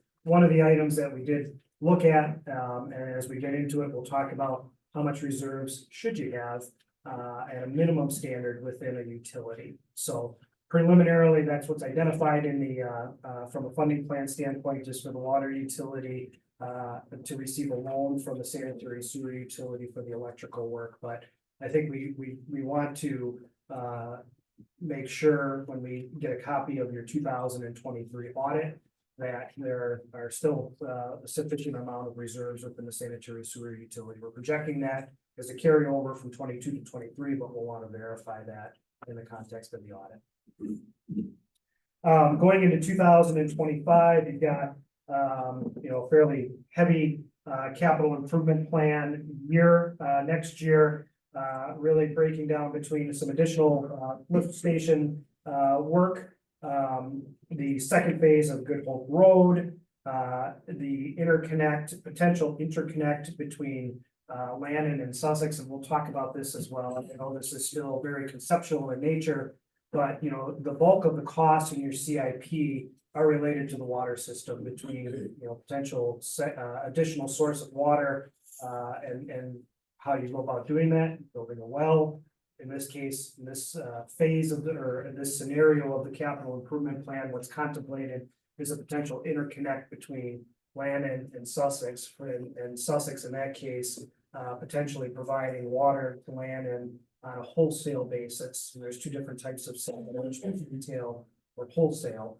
Wholesale is we just sell you the water, you operate your own system, you bill your own customers, you're purchasing water from another provider. Getting water on a retail basis means we come in and take over the system, and you are a retail customer of whatever utility you're being taken over by. In this case, you're talking about potential wholesale arrangement, so purchasing water from another entity, and there's infrastructure work to be able to connect and be able to do that. If that ends up not being the case, again, this analysis is set up such that you can pivot, and if you have to look at a well supply or something else of that nature, you can update the capital improvement plan and look at those costs and be able to evaluate whether that's a good option from a financing standpoint or not, in addition to the technical side. And then you've got some additional park work. Going into 2026 and beyond, it kind of starts to kind of stabilize in terms of costs, but the biggest items in the future years of the capital improvement plan is the reconstruction of Good Hope Road, along with the potential for some streetscaping work and, possibly some public art or signage work that might get incorporated. And I think that at this point, it's just a placeholder in nature, but something to look at and say, if we did this, what might it look like from a financing standpoint? And then, the largest project in the capital improvement plan, and it's spread out over roughly a 3-year period of time, is a new tower. Elevated tower, and that planning work potentially starting in 2028, construction in 2029 and 30. So from a financing standpoint, you really would be looking at taking out the financing potentially as early as 2028, if not into 2029. So maybe doing some pre-planning work, either doing a short-term note with the bank to cover the engineering and planning related costs, and then converting that over to permanent financing in 2029 when you go about actually, doing taking on the hard construction costs. And then at the very end of the capital improvement planning period is lift station facility and pumping station upgrades in 2031 and in 2032 within the context of the sanitary sewer utility. So breaking this down, and I'll show this on the next page. What we are identifying in 2025 is to go about issuing general obligation debt for those project costs that are identified to be funded with debt. There are a couple other items that are cash related, and that's primarily again within the context of the sewer utility, which has the reserves to be able to do those projects. Can I interject something real quick? Yeah. So, and for those of you that don't know, the Good Hope Road reconstruction, this placeholder that's in here, if I'm not mistaken, is meant to represent the village's portion of a significantly larger project that we received, if you recall, $4.9 million with WISDOT grant. Yeah. So, another $5 million here or there. We can get. Another grant. Thanks, man. Just write the applications. Good news though, for sure. So issuing general obligation debt in 25, 26, and 27. And then when we talk about the tower, that we most likely would recommend funding through revenue debt issuance. And that's really because, and we'll talk about, we've got a slide that talks about this, but under state law, municipalities are limited to the amount of general obligation borrowing capacity that they have. And that's no more than 5% of your total equalized value. And then furthermore, you know, we get nervous when municipalities kind of cross over the 75% threshold. There's many municipalities on internal debt policies to limit the amount of general obligation debt to say maybe 75%. Some will go even more conservative than that. But you never want to go up to 100% of your geo debt capacity, because if you have an emergency, you need access to capital, you want to have, you know, something available to be able to go out to the market if you need to.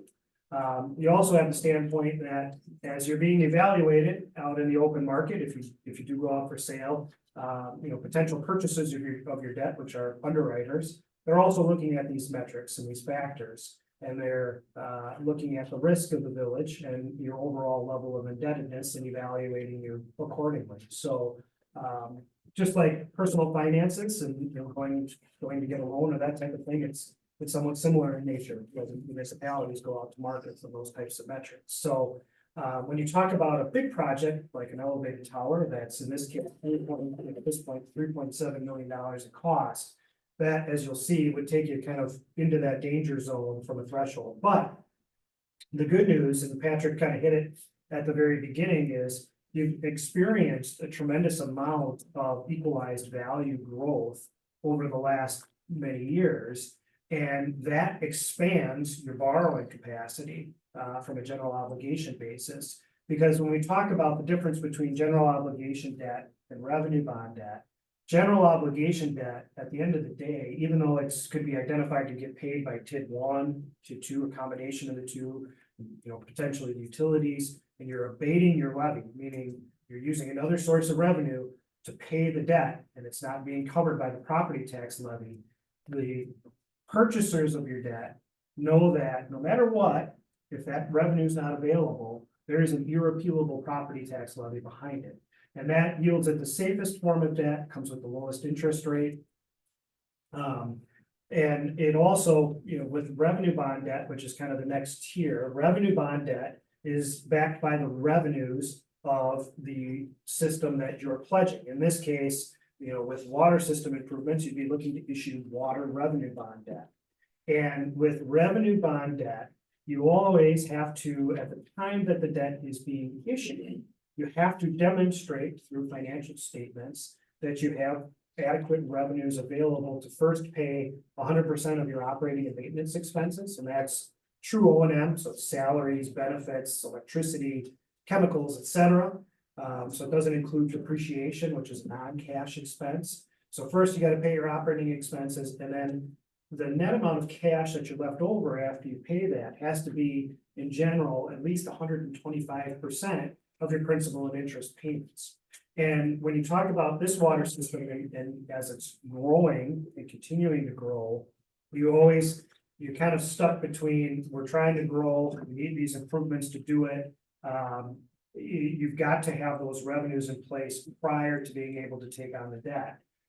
You also have to deal with Public Service Commission and showing them that you've got adequate revenues within the utility and as well as within the context of the tax increment district. So general obligation debt, to the extent we can use it, and we know you don't have public projects coming out in terms of your borrowing capacity, it's a preferred way to go about financing these projects initially. And then when we get to the point of needing to do the tower out in the future, that'll be the point where we're gonna look to likely go out through revenue bond. So far, so good. All right, I know everybody's getting hopped up on candy, so I'm relying on that sugar rush to get us through. Okay, so as we go on to the next page. You're welcome. You're welcome. Emma. We've got 4 different financings at this point that are identified from a high level standpoint. general obligation note issue, with an estimated par amount, issue size amount of $2,965,000 next year in 2025. So at this point, potentially no borrowing in 2024. And the only thing that would change that is if, you know, from a sanitary sewer side, we really, you know, from the audit, get the feeling that, you know what, we really want to preserve that cash within the sanitary sewer utility, or the reserve position has deteriorated further than, you know, we anticipated within the context of the, you know, the actual financial statements. That would be the only point where we might come back and say, well, maybe we do look at doing something, and maybe we do it short term and refinance it next year in the context of a larger issue. So that it's all encapsulated in one debt issue. General obligation notes in 2026 with an estimated par amount of $1,250,000. General obligation notes in 2027 for $2.1 million, and then the big one in 2029, the water revenue bond with an estimated par amount of $4.1 million. Now, one thing to point out on this page, from a water revenue bond standpoint, one of the other factors with revenue bond debt that makes it a little more costly is revenue bond debt, because it's, yeah, not, you don't have that irrepealable property tax levy behind it. What is customary with revenue bonds is to have a debt service reserve that is issued as part of the revenue bond debt. So that is included in the estimated issuance expenses. And that is in general about 1 year's worth of principal and interest expense. So what bondholders would like to see at the time that revenue bond debt is issued is that there is a debt service reserve that gets held in a restricted fund balance for the life of the bonds, so that if something were to happen, they know that you have at least 1 year's worth of debt service reserved, set aside in the bank while you get things sorted out and back on track. So that's where, if you're looking at the project cost going, okay, it's 3.7, but we're going to issue over $4 million, where's the difference? And there's other, you know, upfront issuance expenses that go with the issuance of debt, but the biggest one for revenue bond debt is that you've got to have a debt service reserve, and that usually gets included as part of the borrowing, because you don't generally have that amount of cash laying around. Okay.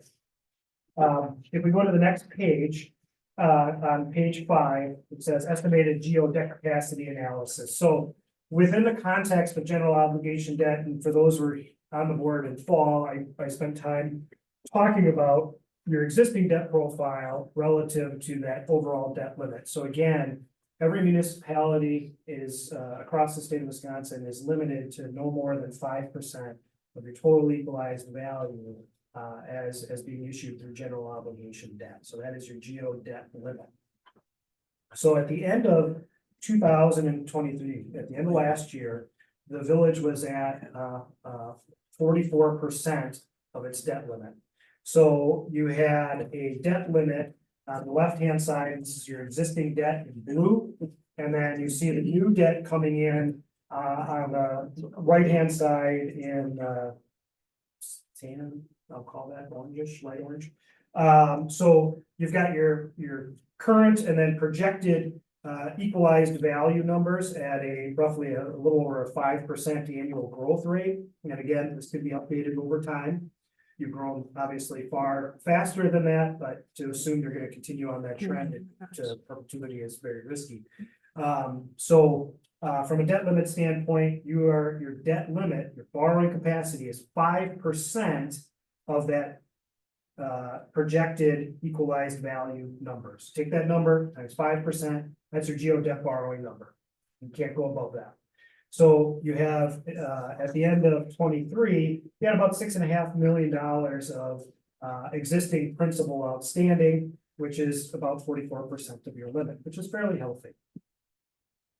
At the end of this year, assuming no new borrowing, you know, and a 5% growth rate, you'll be at 38%. And when our new equalized value numbers come out in August, this will be updated, and hopefully you'll be in far better position because your EV numbers will be quite a bit higher than this. So as we layer in the new debt, if you were to borrow $2.9 million in 2025, that would take you to about 50% of your debt capacity. If you look over on the right side, in terms of combined principal and existing proposed, or existing and proposed, it would take you from 38% up to 51%. And then next year in 2026, despite the fact that you're adding new debt, you still stay at about 51% of your limit, that's because you're paying off existing principal on the debt that you have, plus you're realizing additional equalized value growth at about 5% a year, and that expands your debt capacity. So far, so good? Mhm. Then as you add an additional issue in 2027 of 2.1 million, that takes you up to about 55% of your limit with those same assumptions being applied.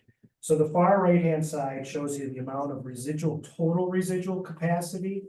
And then the far column shows you what I would, I would recommend, or others would recommend in terms of not going over that really 75%. Or if you do, which some communities do, you just need to go into it kind of eyes wide open. If you do, let's do that, but only for a temporary period of time. And then maybe we're limiting our borrowing on any new issues until we really get down below that threshold again. And try to do that as quickly as possible, but you don't really get to that threshold. You don't actually get too close to it. But if we really were gonna, say, let's throw the water tower in, we'd get close to it, if not over it. So that's where, again, and we can reevaluate as you get closer. And if you realize you have a really big growth year, like you're expected to realize this year in terms of new equalized value numbers, perhaps the plan changes and maybe we do look to try to do this so we don't have to, go through a separate revenue bond issue out in the future. I'll just interject. So Terry, you've been No question. asking at periodic meetings, what about the water tower? What about the water tower? So this is why we're looking at how to operate the system and how to still meet the objectives and kind of push that project out in the future and let some of the revenue build up. This is kind of the background financial need to kind of delay that. If we connect with Sussex, will we need the water tower? To be determined, Need to turn, okay. to be determined. It kind of depends on the goals of how the system should be operated, and it depends on how much water exactly they can supply. But it certainly, if you interconnect with Sussex, it certainly helps push it out. And the other thing we have to consider too is that we don't really discuss and hear that much is that we do still have one big residential development forecasted in the village for about that 2030 timeframe. Starting to, they're anticipating permits and stuff and a lot of the groundwork and developers agreements and stuff, 28, 29, and then construction starting maybe in 30.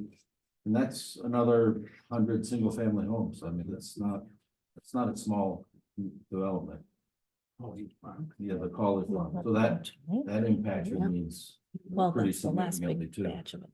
Ben, do we have enough fire flow with the states now? Does that pick up our fire flow in case we got a problem on the east side? No, so Okay. there's still the amount of fire flow that you're currently limited to is what this Whispering Ridge facility can put out. Yeah. It's got two, I think they're 550 or 530 gallon per minute pumps.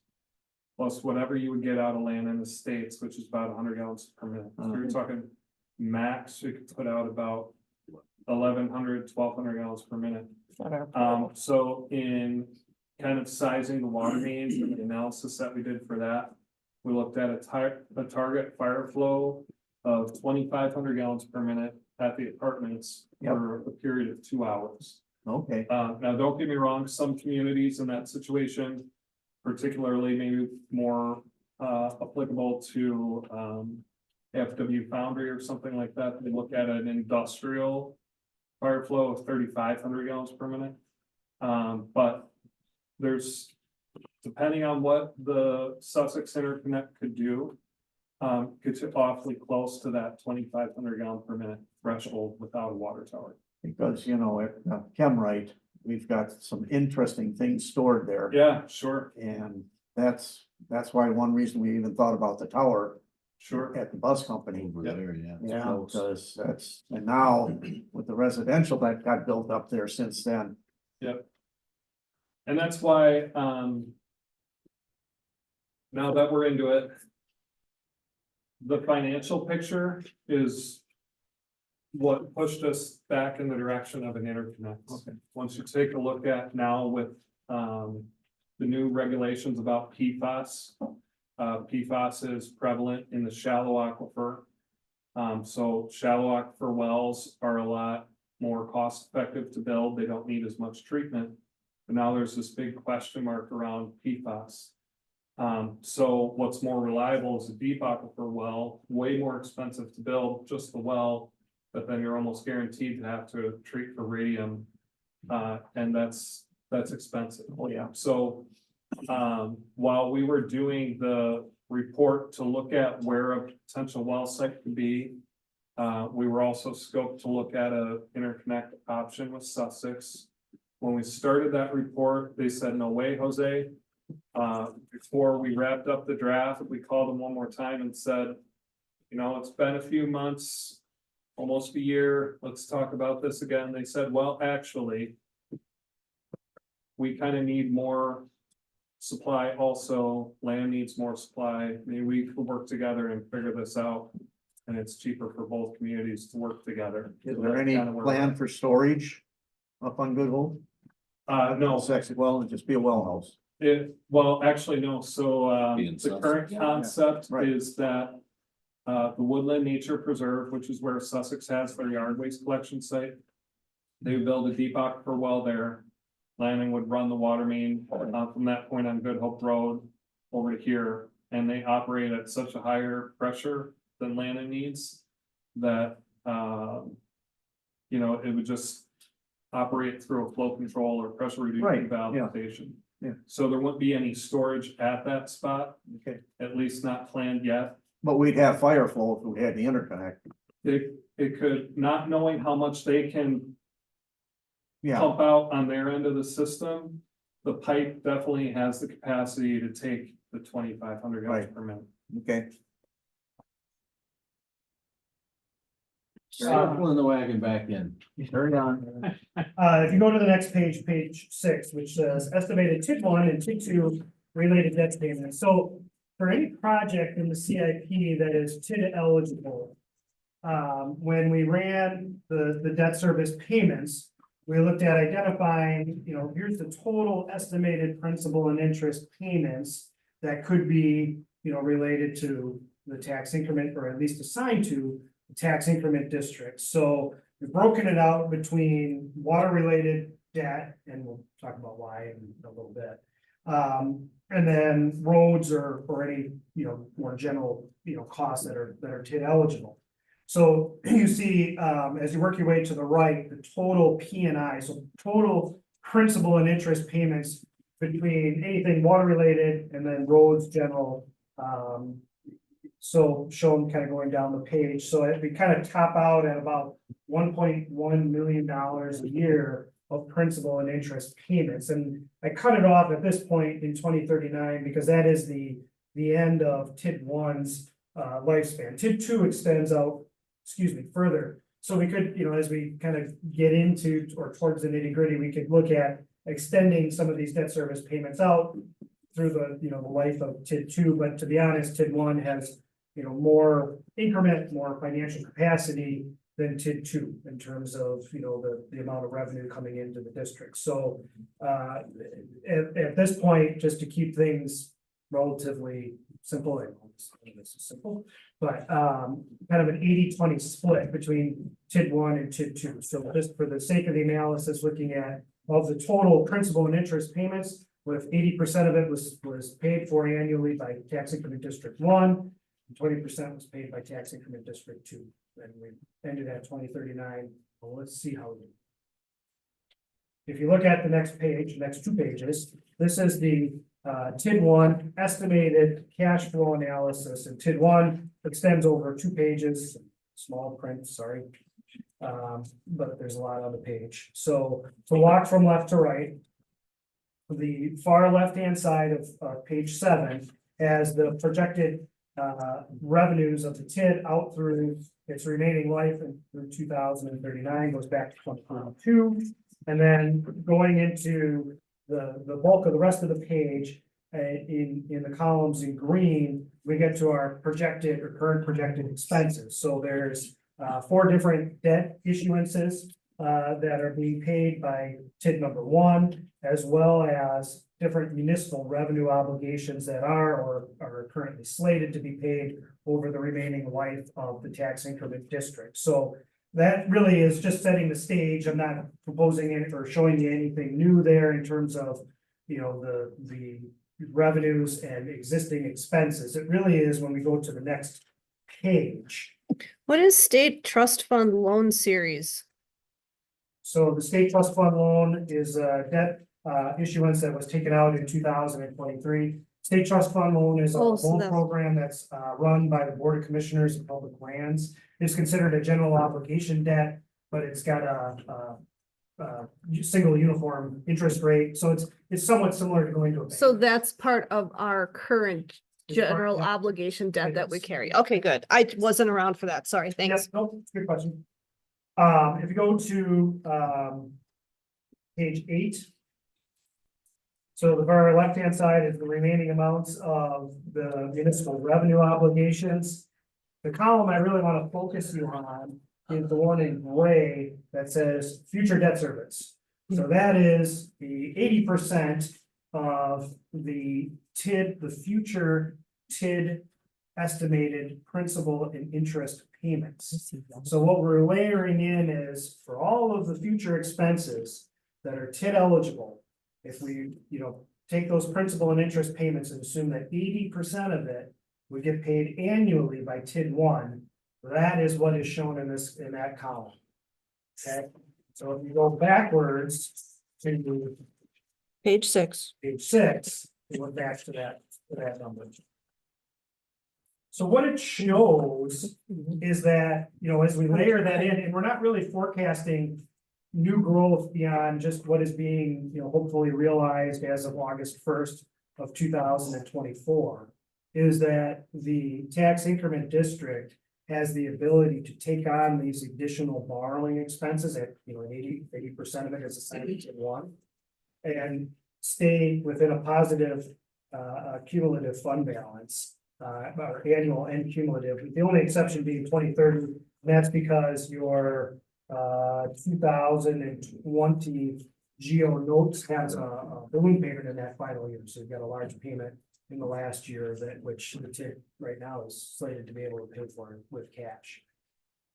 When, I don't know why I didn't think to ask this when we met last, or maybe I read it afterwards, but didn't they just change some of the terms for some of these borrowings from a 10-year to a 20-year They term? did, they did.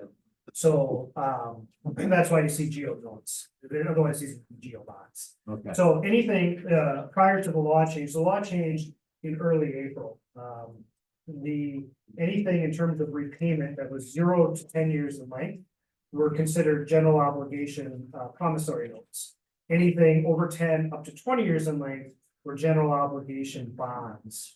So the legislation that was signed into law in early April expanded the capability of general obligation notes out to 20 years. So effectively speaking, we really won't see general obligation bonds issued very often, if at all, going forward. Revenue bonds are still a thing. sure. But the reason for that is when you issue bonds, you have to first, and for those who may have been on the board when some of these bond issues were done, you had to authorize the debt by purpose and then in total.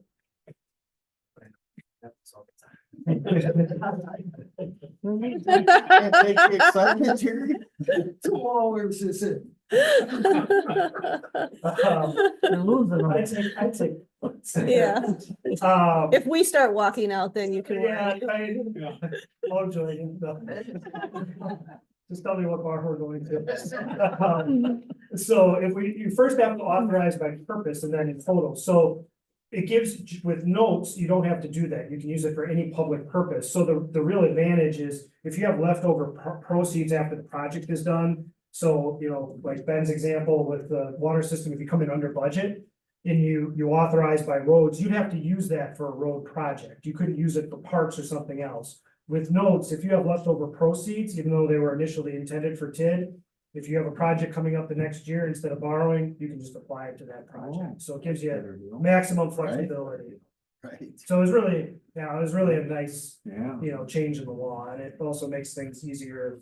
You don't have to adopt umpteen resolutions when you go out to the market Yeah. and get mad at me for having all these resolutions. And this year they'll change the TIDs and contributed assets. Well, yeah. Maybe not. So the real positive is, you know, you're able to do this and, you know, carry this through the tax increment district with carrying a positive fund balance. So I think this is, you know, preliminarily, this is a real win for the village to be able to get the amount of projects that you have slated in your CIP. If 80% of it is allocated to TID 1, you're in a very good position here. So, any questions so far? All right, I'll keep trying to move along. If you go to the next page, I don't know. TID 2, so at the 20%, so again, just draw your attention to the middle of the page, the column in gray, future debt service payments, that's 20% of those principal and interest payments, and then look at the far right-hand side between your annual and your cumulative balance. Now, what you will see on the cumulative side is that, you know, we're forecasting to run the potential for a negative cumulative deficit, but that's also because we're showing the debt ending in 2039, just to keep it kind of easy right now. But what it tells me is that while you may potentially run a slight cumulative deficit, we can structure this debt and run it out through 2046, especially some of the later stuff, run it out the full 20 years, at least that TID 2 portion. And as we get kind of more into the weeds as these debt issuances come up, and potentially eliminate or significantly reduce the cumulative balance. The other thing that we know is that TID 1 potentially could carry an even heavier burden if it needs to. And you want to close these districts as fast as possible, but you also have, you know, projects that you need to get done. So I also view this as a win, in that we've got, you know, again, with just what's forecasted, and we'll come back and update this in August or after August, with the new equalized value numbers once they become known. But, you know, there's the potential to be able to carry those, both of these sets of project costs in TID 1 and TID 2, and not have it hit the property tax levy or the utilities. So that's the good news so far. Any questions? What's the bad news? Okay. Yeah, I feel it coming. Turn the page. Turn the page. It's like So the, bad news, and it's not so much bad news, but it's just, you know, what we have to deal with from a regulatory aspect, and this is significantly better than I think, significantly better than what we initially looked at in the context of the water utility. So within water utilities, so that what you see on page 10 is a high level forecasted cash flow analysis for the water utility. So I'll kind of walk through the mechanics of the page, and then I'll talk about how the PSD views these items.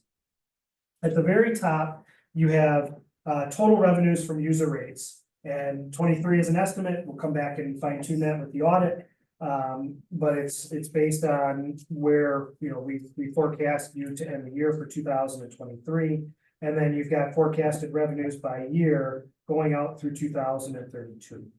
Below that are what we're at forecasting right now as the percentage increase to water user rates over time.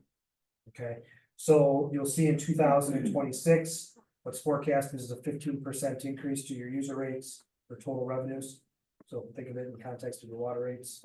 2029, 27% increase to your user rates. And then 2031 and 32, those would be more inflationary type increases at 3%.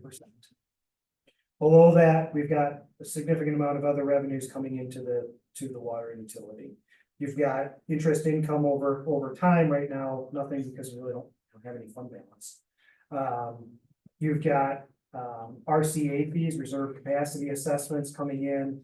really what we're matching right now is that those, or the assumption is those will be in a position to pay for the principal and interest payments on the existing USDA loan over time. And I know that those come in on largely an accelerated basis, so it could be that you build up cash and then you use that over time to pay the debt. Or eventually, if you build up enough cash, you may be able to partially prepay the USDA loan and then, reset the payments down at a lower level and pay it off. But from a simplistic standpoint, the assumption is that those RCA fees will be there to pay the USDA loan annually. And, we can always, again, come back and update this as real-time conditions change. Then the other thing that we have coming in is the TID 1 and TID 2 revenue. So the reason that we separated out and showed water system revenue, principal and interest payments for any water system stuff, including the tower, versus the general is so that we can bring this into the analysis and say, let's assume the TIDs, we know they can carry the debt. We've got it as a revenue. We've got the full principal and interest payment coming in. We've got the revenue going out from the TIDs to be able to pay that debt. So we've got our existing and proposed debt service payments coming in. And then we've got a transfer going out, and that really is back to the sanitary sewer utility. So if the sanitary sewer utility loans the money to the water utility, we've got a payment structure set up starting in 2025, principal and interest payment structure. I think I use 3% interest right now, just to have something, allocated so that the sewer utility is getting some interest income back. But paying that back over, over time, plus year period of time. So, assuming that those payments come back in. So then we've got our net annual cash flow with our total revenues minus our total expenses leaves us the net amount of cash that we have on an annual basis. Okay, so the good news is we're showing positive net annual cash flow, but that is with projected rate increases. And part of the reason for that is the Public Service Commission, when assets are booked and you look at recovery of those assets through your water rates, you recover, or really supposed to recover 100% of your depreciation expense on the assets that are paid by the utility. And TID assets, PSC views TID assets as being paid by the municipality, which equates to being the same as being paid by the utility. So you've got another revenue source coming in terms of your TID revenue, but you still realistically need to recover your depreciation expense on those assets over time. That's partly the bad news, and that's the reason for those increases. But the other partly reason for the increase is also to pay back the sewer utility. And then one of the things that I point you to is in your operating and maintenance expenses. I'm showing an increase in your O&M expenses really starting as soon as 2025 to just have a rough placeholder in for purchased water if you were to be successful with Sussex. So if we're going to assume that from a cost standpoint on the capital side, we also need to assume purchased water on the operating side. So, those are the factors. The other thing that goes into capital recovery. So if you think of depreciation recovers the principal of the asset over time. The other thing that comes into play with rate structure is rate of return. So for those who are on the private business side, or if you're in investment and you think about rate of return and return on my investment, in this case, your investors are your utility customers, but you want to see rate of return recovers the interest expense over the life of the debt. And in the absence of interest, if you just paid for cash, it's a measure of financial strength and health. And a signal to both you at the village level and PSC or Madison of, in your existing rate structure, your ability to continue to reinvest in yourself and go out and do, new capital and new other types of items. In this case, what we're saying is we don't need any returns because we have cash coming in from the utility. So that's from the TIDs. So that's the positive here. But, you have projected water rate increase for 2026 of 15%, and then 4 years later, 27%. How realistic is that? I think it's very realistic.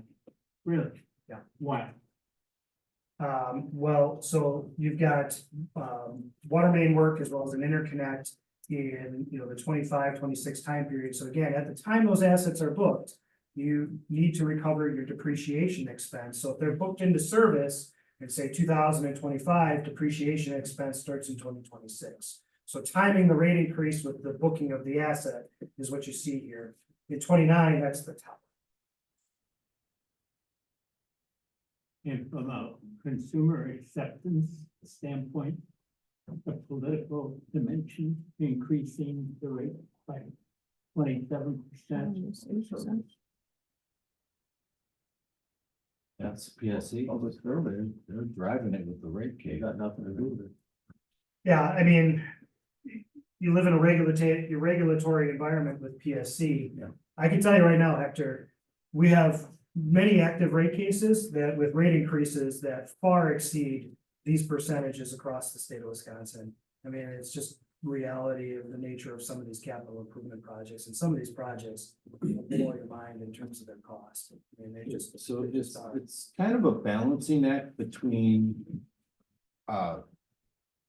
adding infrastructure, right? And balancing that with the need.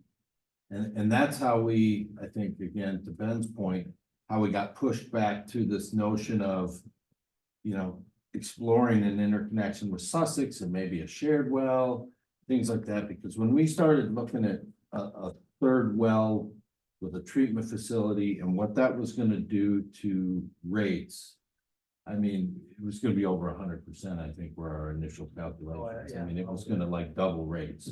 We're like, well, that's a non-starter, right? I mean, that's a nuclear option. Yeah, and I know a lot of this remains to be seen in terms of how things play out with Sussex. Yeah. To the extent that, wholesale arrangement could be worked out at least preliminarily based on the numbers here, it's to your benefit to keep exploring and working towards that. But yeah, I agree, Hector. I mean, you like to not have to do that, but what I will say too is when you look at utility rates, the percentage increase always sounds far worse than the actual dollar impact in terms of 20-30%. I was just wondering if we couldn't take incremental step instead of. On the sewer side, yes. On the water side, No. you have to, because you live in that regulatory framework, it goes back to, it's a very prescribed process. It's based on the assets that are booked times their depreciation rate. I wish you could do that. And we could look at, as long as you're eligible for simplified increases, which right now are at 4%. The other thing to factor in is if you are experiencing additional customer growth, how does that come into this? So, back to Patrick's point, this is the first time you're seeing this is being rolled out. My message to the board is don't let this go on the shelf, use this as your planning tool. As long as you're tolerable with me, probably at an earlier hour of the night, we'll keep, looking at updating this in future years. I have one follow-up question. You contemplated borrowing cash from the sewer utility and paying an interest of 3%. Now, aren't there expectations that the income on the loan money for the sewer utility would approach market rates more closely? That's a board decision. Yeah. I mean, at this point, it's just a placeholder. Yeah. What I would say is, your LGIP is, the local government investment pool is over 5% right now. Yeah. Doesn't mean it will be over a 10-year period of time, so we could look at that at the time you look to execute, but again, you're giving from the right to the left. Yeah, we're paying ourselves. Yeah. So just making sure you're recovering some level of interest. Still have something that. Yeah, so it's important to keep in mind that the water utility. When people think of their water bill, it actually is their utility bill, it's water and sewer. And these increases are only related to the water portion of that. So when you think about the bill that people get once a quarter, oh my gosh, it's like gonna go up 27% in 2029. The water portion is what that means for the whole of the increase is probably about half of that, not knowing offhand. Segues perfectly to the next slide. which if you look at page 11, is a comparison of your existing water rates compared to others in Waukesha County. So, what this gives you a sense of is, looking at, things on a quarterly basis. Some utilities bill monthly, others quarterly. PSC has a really cool tool. You can go online and you can query a bunch of utilities. So in this case, we looked at just Waukesha County utilities, and it generates it on a quarterly basis. So it looks at using 6,000 gallons a quarter. Or larger household side using 12,000 gallons a quarter, 3,000 gallons a month. Gallons a month. So right now, using 6,000 gallons a quarter, just the water portion of the bill is just over $69. 12,000 gallons a quarter, it's about $102. And you can see kind of where you are in line with other utilities in and around the county. But it also gives you kind of that framework. So if you were to say 15%, you kind of take that for maybe a smaller end user at the 6,000 gallon level, and a 12,000 gallon user at the medium, larger family size, and kind of extrapolate that out. So it's just kind of a nice tool to be able to have, to think about things in the context of, of the utility bills. Well, and could we not also, and here I'll try to segue into your next page. Could we not also, since we don't have the regulatory oversight on the sewer utility, we can look at our cash flow here.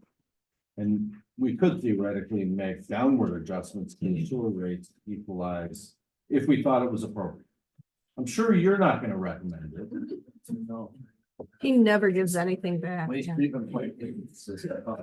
That's not true. I've done that once. In terms of downward pressure on the rates, but you've got other capital projects. You've got a significant amount of costs here. With projects that are slated to be paid at this point with cash. So one of the things that we are looking at on the next page is, using same setup on the sewer utility as on the water utility side. We've got, about 180,000 of, towards the bottom of the page of cash funded capital expenses in 2024, 600,000 in 25. And then the big one in 2031 and 2032. So you've got cash, fair amount of cash, potentially going out the door. So to really keep up with that, as well as just inflation, what I am showing is a 3% annual sewer adjustment to the positive, actually, starting in 2025 and beyond. So just to kind of keep that in mind, and that's not to say that's what's going to actually happen. It never happens exactly as it's shown on the page, but just to at least kind of set the table that come budget time, you should be looking at this and thinking about it. Because if you didn't do this, you really, with the cash going out the door, you really would start to drain it down to a level that gets below kind of the safe zone, which is shown on the next and final page of the analysis. In terms of one of the biggest questions with utilities that we get after we have a big project that we need to raise is we have cash. Utilities are enterprise funds of the municipality, meaning that they are meant to operate more like a business and be self-sustaining in nature. So with that, you've got unrestricted reserve funds, and kind of the biggest question that we get is how much cash should we have? So we've developed this tool on this page to be able to look at that, and we're looking at it in a number of different metrics, but the one that at the top, which we kind of called it Eller's method, which really is kind of a takeoff from American Water Works Association, is having at least 6 months of operating expenses and 1 year's worth of debt service payment in the bank at all times. So that, if you think about it, if something catastrophic were to happen in today's environment, probably the most applicable scenario would be some sort of cyber attack where you couldn't collect your utility bills for a period of time until you got things sorted out. You've got at least half a year's worth of operating expense set aside in the bank. And at least just looks like 1 year's worth of debt service payment set aside in the bank. Okay, so that's one method. Moody's and Standard & Poor's, which are the two major rating agencies in the United States, also have metrics to be able to look at. Now, your utilities are not rated. Most utilities in Wisconsin are not to a size where they warrant a rating, but you can still use that metric as a good method to think about how your utility might be evaluated by, a creditor and then those who are purchasing debt out in the open market. And a AA standard, so you think about a AAA rated municipality, which there's only a handful of, but then AA, which is very, very solid credit rating, that would equate to having at least 150 days cash on.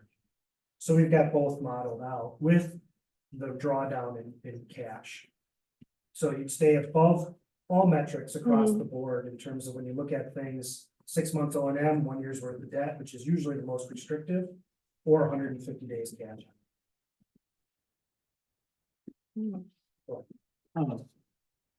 The model contemplate the recently issued federal government guidelines for PFAS mitigation. Well, from a financial standpoint, I don't know that that really changes anything in here in terms of number of days cash on hand.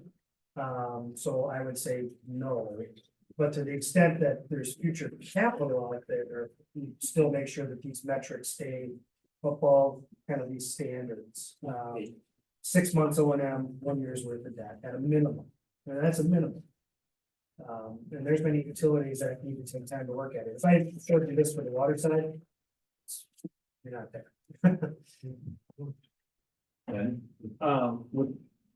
If you go back to the comparison to other water utilities in the county, what you're gonna see and what you can kind of interpret in the numbers is small population utilities have the highest cost. Yeah. It's just very simple metrics of, you get to a certain size, you need a water tower. That water tower can probably handle a lot more customers than what you have, but there's like a minimum size you need there for fire flow. But you just don't have as many ratepayers. But anyhow, also what utilities are gonna see is a lot of capital projects related to PFAS that are gonna cause other utilities, such as City of Pewaukee, we're doing some studies for some additional treatment. The new regulation is gonna be new capital projects for those treatment systems. And they're gonna have to absorb those within the financial mechanisms that you were just saying. Those utility rates are gonna continue to go up and up. So far, the Village of Lannon's water quality is such that it's under those thresholds. And if water is purchased from Sussex and they rely a lot on PFAS for treating for radium, PFAS is not prevalent in the deep aquifers. So it also kind of, again, as I was talking, dodges a potential future concern by reducing the reliance on the shallow aquifer. But I mean, statewide, PFAS is a real issue, and gone are the, or soon to be gone are the days of really water rates across the state. I mean, it's a real concern. I just watched a real interesting Netflix show about that whole thing, how it started with DuPont. Really interesting. So I thank you very much for your patience. The sewer utility that we talked about, and you talked about the, instead of increase to user rates. Our sewer is connected to Sussex, doesn't Sussex drive that sewer, that user rate? No, ultimately, the decision to increase rates is yours. Okay. If they are doing a project at the wastewater treatment plant and you have a share in that cost, which we do have, I think there's a placeholder in the CIP for that, of projected cost. That, right now we're showing that being paid for with cash, but if it was something really big and you had to go out and borrow for it, you'd have to increase your rates to be able to make sure you cover the debt service payment. But, it's from an operating expense, treatment expense is probably your largest line item. So it somewhat it obviously drives your cost, but the decision to increase user rates is yours. Well, thank you very much, John. I appreciate it. I know, again, to you folks, this is kind of arduous to grind through, but I think it's an important exercise, and I think the more often we do it, the more familiar we'll become with these concepts, these numbers and some of the mechanisms, and I hope you find value in this, because I'm gonna keep pushing it.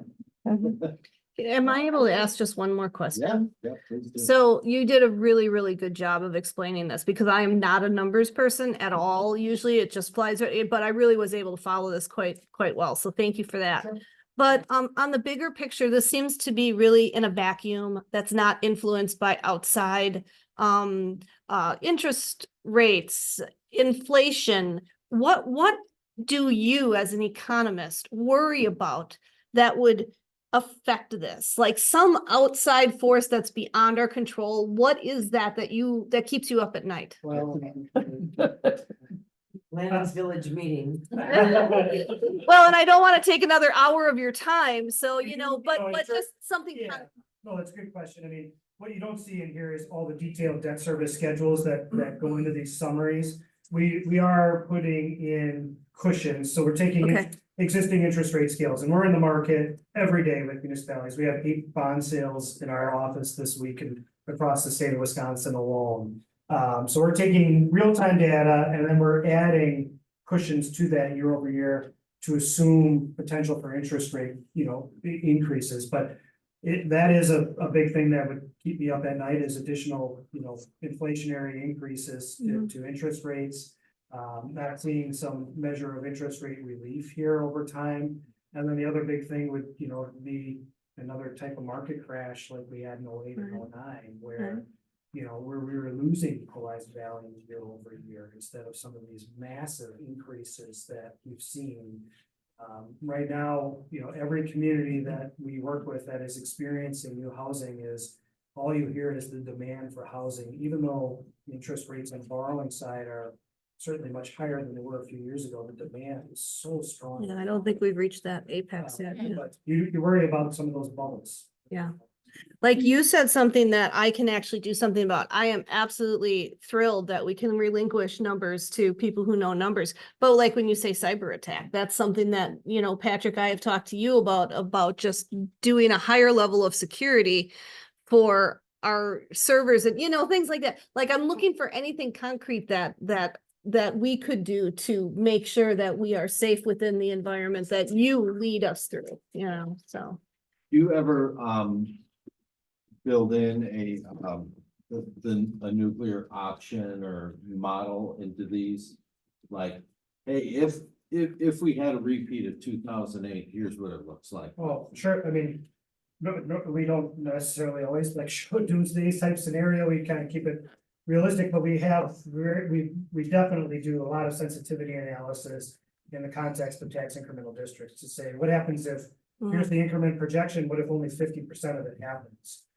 So, everything is set up where we could say, what if you actually get a decrease? The other thing that you're seeing across the state, I was just on a call on this today, is, you're seeing tremendous amounts of equalized value growth, but because we have levy limits and then, like type items on the school district side that keep your levies flat, tremendous amounts of growth with a flat tax levy leads to declining tax rates. So one of the things you see in the world of tax incremental financing is we're getting all this new growth. So in August, when the new numbers come out, you're like, yes, we got, this amount of new increment, we're ahead of schedule. But then you also see a declining tax rate that goes down and somewhat washes out your gains. So that's kind of what you see there. And, so to test it out, to say, what if our tax rate keeps going down by maybe 1 or 2% a year, that's also something you could kind of. Okay. It's not nuclear. Well, maybe that's, Right. yeah. Well, I we- like to exaggerate. Right, and we have residents that I know beat the drum routinely that we cannot spend any money, we can't do any infrastructure because the world's gonna end and then we're gonna be left with it. And that's, I take that tongue in cheek, but it's also the reason why I ask what we need to worry about. Yeah, So, this is a good exercise to go through. We did this 5 years ago, it would look pretty good. yeah, right. Well, thank you. Excellent, Jim. Yeah, Thank you well very done. much. Sorry to take up so much time. Have a good night. No, that was good. This meeting is- I'm telling you. No, I think it's next week, the 22nd. I put it on my calendar at the 22nd. Oh, 22, She said next Okay. Thursday, which would be, 5/22. Okay, moving on, item 21, discussion and possible action regarding an update on the water system Board of Review. expansion project funds and requested engineering amendment. Ben, this has gotta be you. All right, I'm gonna give you a summary of this, but I put on the bottom of your piles this 2-page blue letter. And for the sake of some of the new folks on the board, I wanted to revisit this. Here's the situation in a nutshell. Previous board action gave authorization to the village president to authorize strand amendments to the USDA agreement that totaled $180,000. It was $100,000 for ongoing program management stuff. It was $80,000 for electrical design. As some of you know from being at the meetings, USDA said, don't do the electrical stuff as part of our project, just put more water main in the ground. So we're still asking for the same, in total, we're asking for 75,000. What's developed since is, I think that we can do with 25,000 less on the program management, and that's on page 2 at the bottom. We can do with $25,000 less on the program management, but whereas the village board previously gave Patrick the authorization to move forward with the Good Hope Road water main design for $75,000. The USDA has now told us we need to bid that separately. We need an amendment to the right-of-way map. We need an amended preliminary engineering report. I'm sorry, environmental report, etc. So just kind of shifting 25 from program management and putting it on the Good Hope Road water main project. So I'm just asking you to reaffirm, I guess, that you know, everyone is still okay with the plan, for one, and that now that things are firmed up substantially from when we last talked, that we'll actually go ahead and prepare the formal amendment with USDA that USDA will have to sign off on also. And then along with that, these first couple pages are summaries of where we stand with the overall budgets and contingency fund. here it is. Sorry. Hey, Ben, I saw they doing the test drilling. Did you get any data yet on what the refusals at? Yep, we actually just got the report today, and it's funny, it's funny to me, our project engineer wants to know, like, well, what should I assume for where rock depth is at? And I said, just go into Lemke's Quarry and look at it. Yeah. You can see the whole cross section right there under Good Hope Road. So in that vicinity, fortunately, that's where it was shallowest. It was auger refusal at 3 feet at one location, 3.5 at another. Wow. Interestingly, as you move from Lemke's Quarry further close to here, it starts to drop down a little bit to like 5.5 feet, all the way to almost 8.5 feet. Now, to tell you more than you bargained for, they found there's a lot of fill, presumably from adjacent utility trenches. So what's going to be difficult is not only the rock removal on the bottom, but they're going to have to deal with some trench collapse at the top. Which of course they have trench boxes. The financial consequences, when you're done digging the water main, then you got to resaw cut the road wider for any of the trench wall that is collapsed and undermined the road, and then you got to do that much more pavement restoration. So I would say the rock turned out better than expected. The trench walls turned out worse than expected. Groundwater is not going to be an issue, so dewatering won't be a concern. So this section that we're planning on doing, that we're designing, we're aiming to get past the bug line. Once you get past Lemke's and you go up the hill, predictably you come out of the bedrock. So that'll be part of the future project with the interconnect towards Sussex. At least on a per foot basis, that'll be easier, but this is probably going to be the most expensive section of main. On a per foot basis, even more expensive than anything we put in on the previous project. Interesting. Yeah. And I'll tell you, last time you saw a summary of this, the contingency fund, which is the second table, it's on the bottom of the first page. Mhm. The contingency fund amount didn't zero out because we were prioritizing some of the electrical upgrade projects over water main.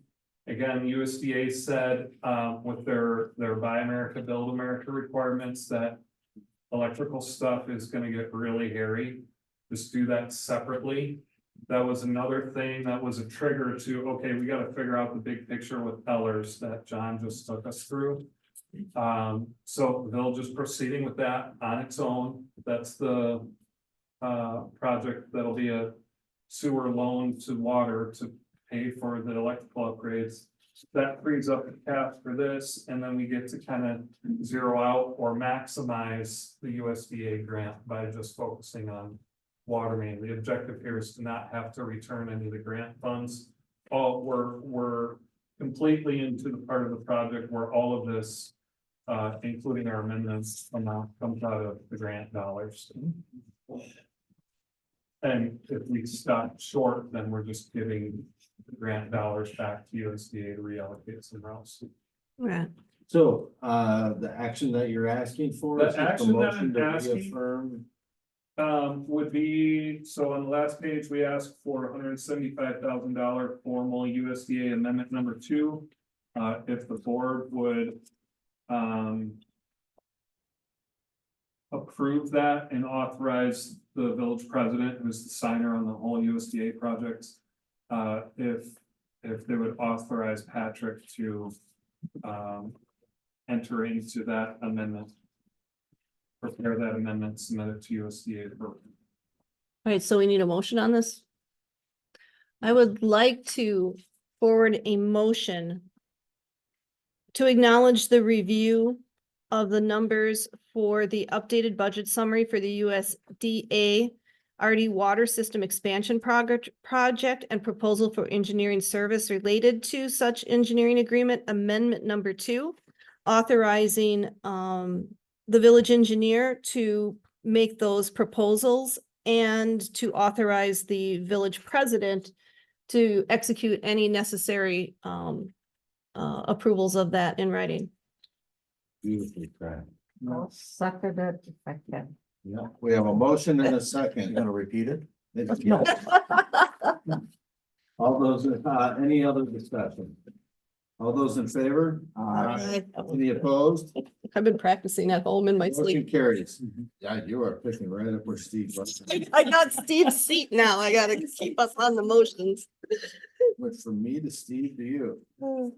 Item 22, discussion of possible action regarding an update on the Whispering Ridge well house electrical upgrades and water and sewer SCADA improvements this and one now. requested engineering amendment. Nope, this isn't it. Okay, so I put a copy of the draft amendment in there, and this one is a little Oh, difficult here's- to follow. It has to do with what I just talked about with the USDA's direction to not do this on the USDA project, but to rather do it as a standalone project. So what this task order accomplishes is it takes 2 previously authorized task orders. The first one listed here was for the SCADA design. And the second one was for the electrical upgrades. It takes those previous 2 task orders, it combines them into one.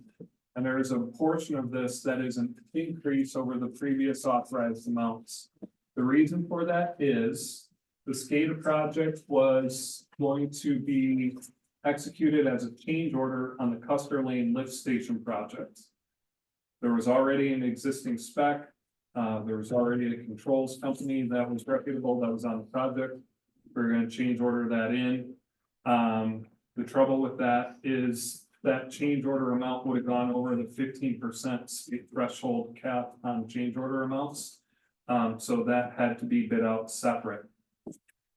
For the electrical upgrade projects, we had also assumed that that was gonna get change ordered into the USDA project. USDA project had change order capacity, but because of the Buy America, Build America or BABA requirements, which by the way are more comprehensive than American Steel, American Iron and Steel.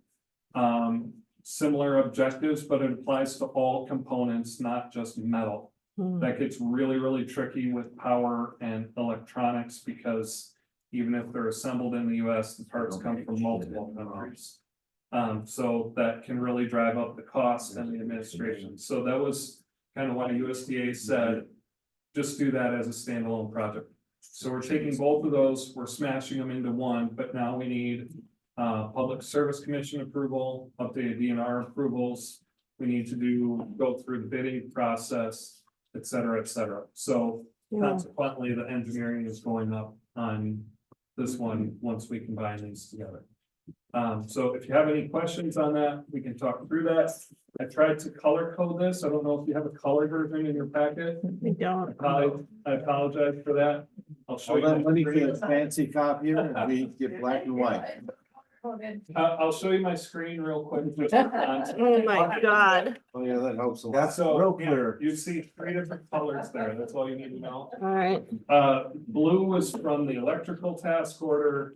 Purple was from the SCADA task order, and yellow was new scope that was required. So, just in case you dive into it, want to dive into it to track along, we could kind of get into the nitty-gritty about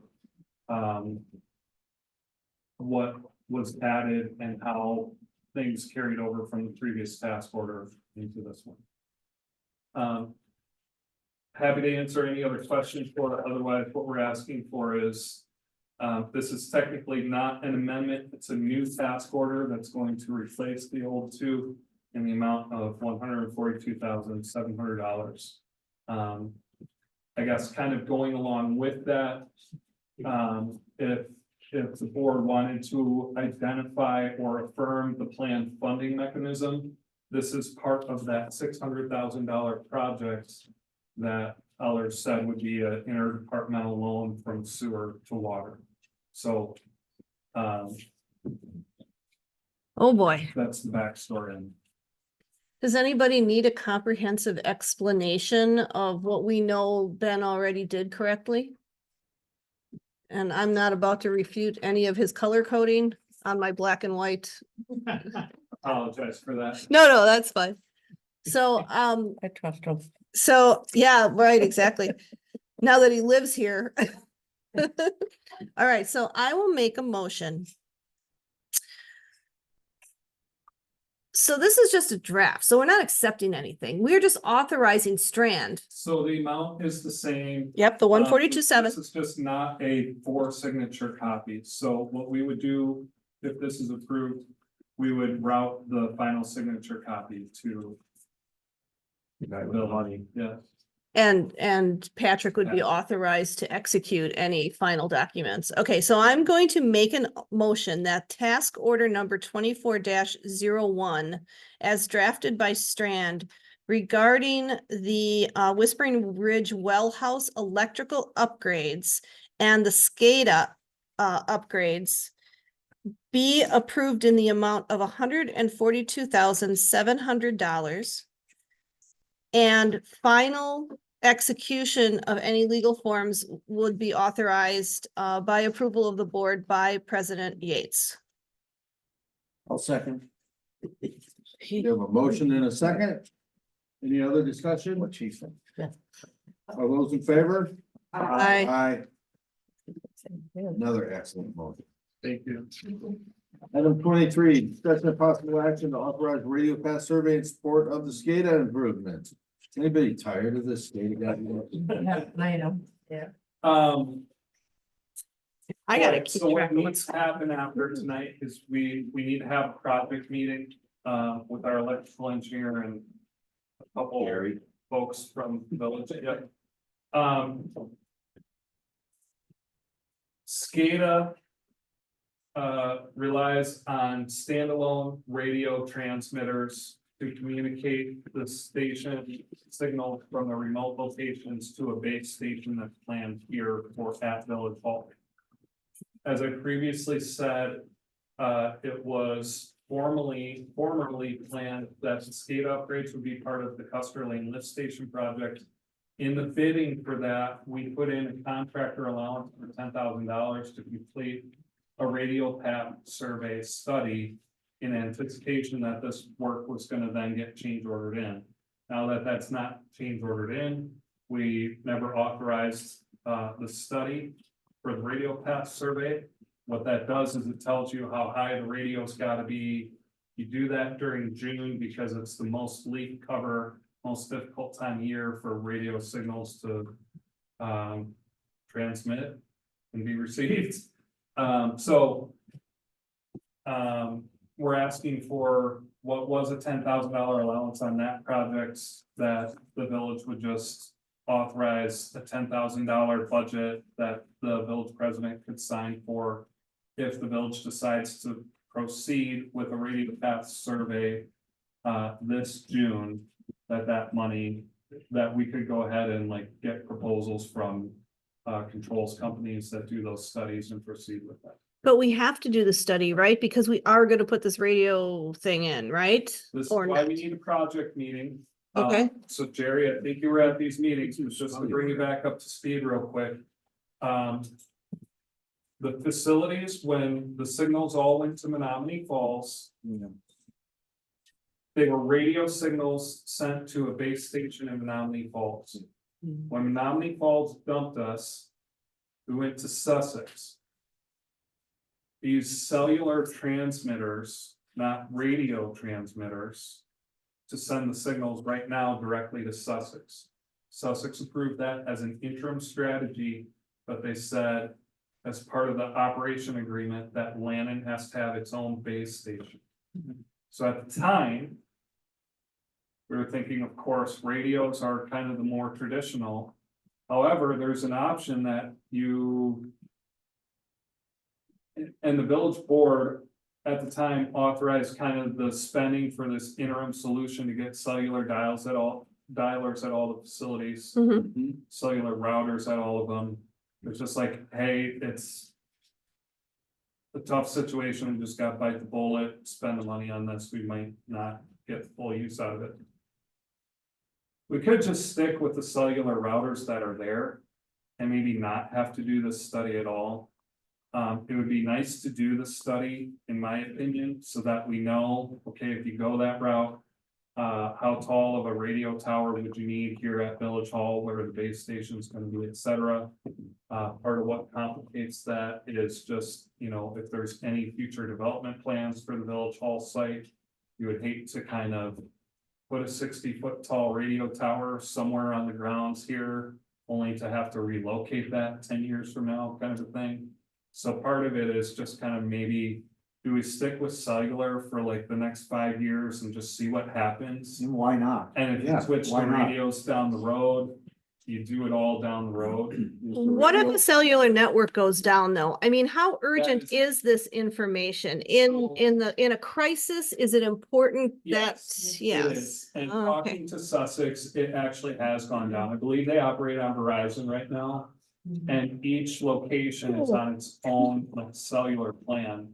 And I think it was within the last month or two. They actually, I think it was for one straight week, they were having problems with one of the lift stations. So fortunately, there were no like emergency situations. And those stations operate a total of about 2 or 3 hours a day is all. But if there would have been a severe storm, something like that, there's no signal getting relayed telling Sussex, hey, this station's down, you need to come bring out the Right. generator.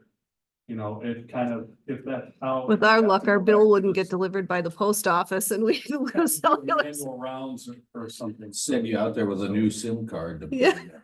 The thing is though, that they at least get they get a notice in their system when the signal goes down. Oh, okay, so at least you know it's down. Right, right. So that just means that they have to kind of babysit that station a little bit.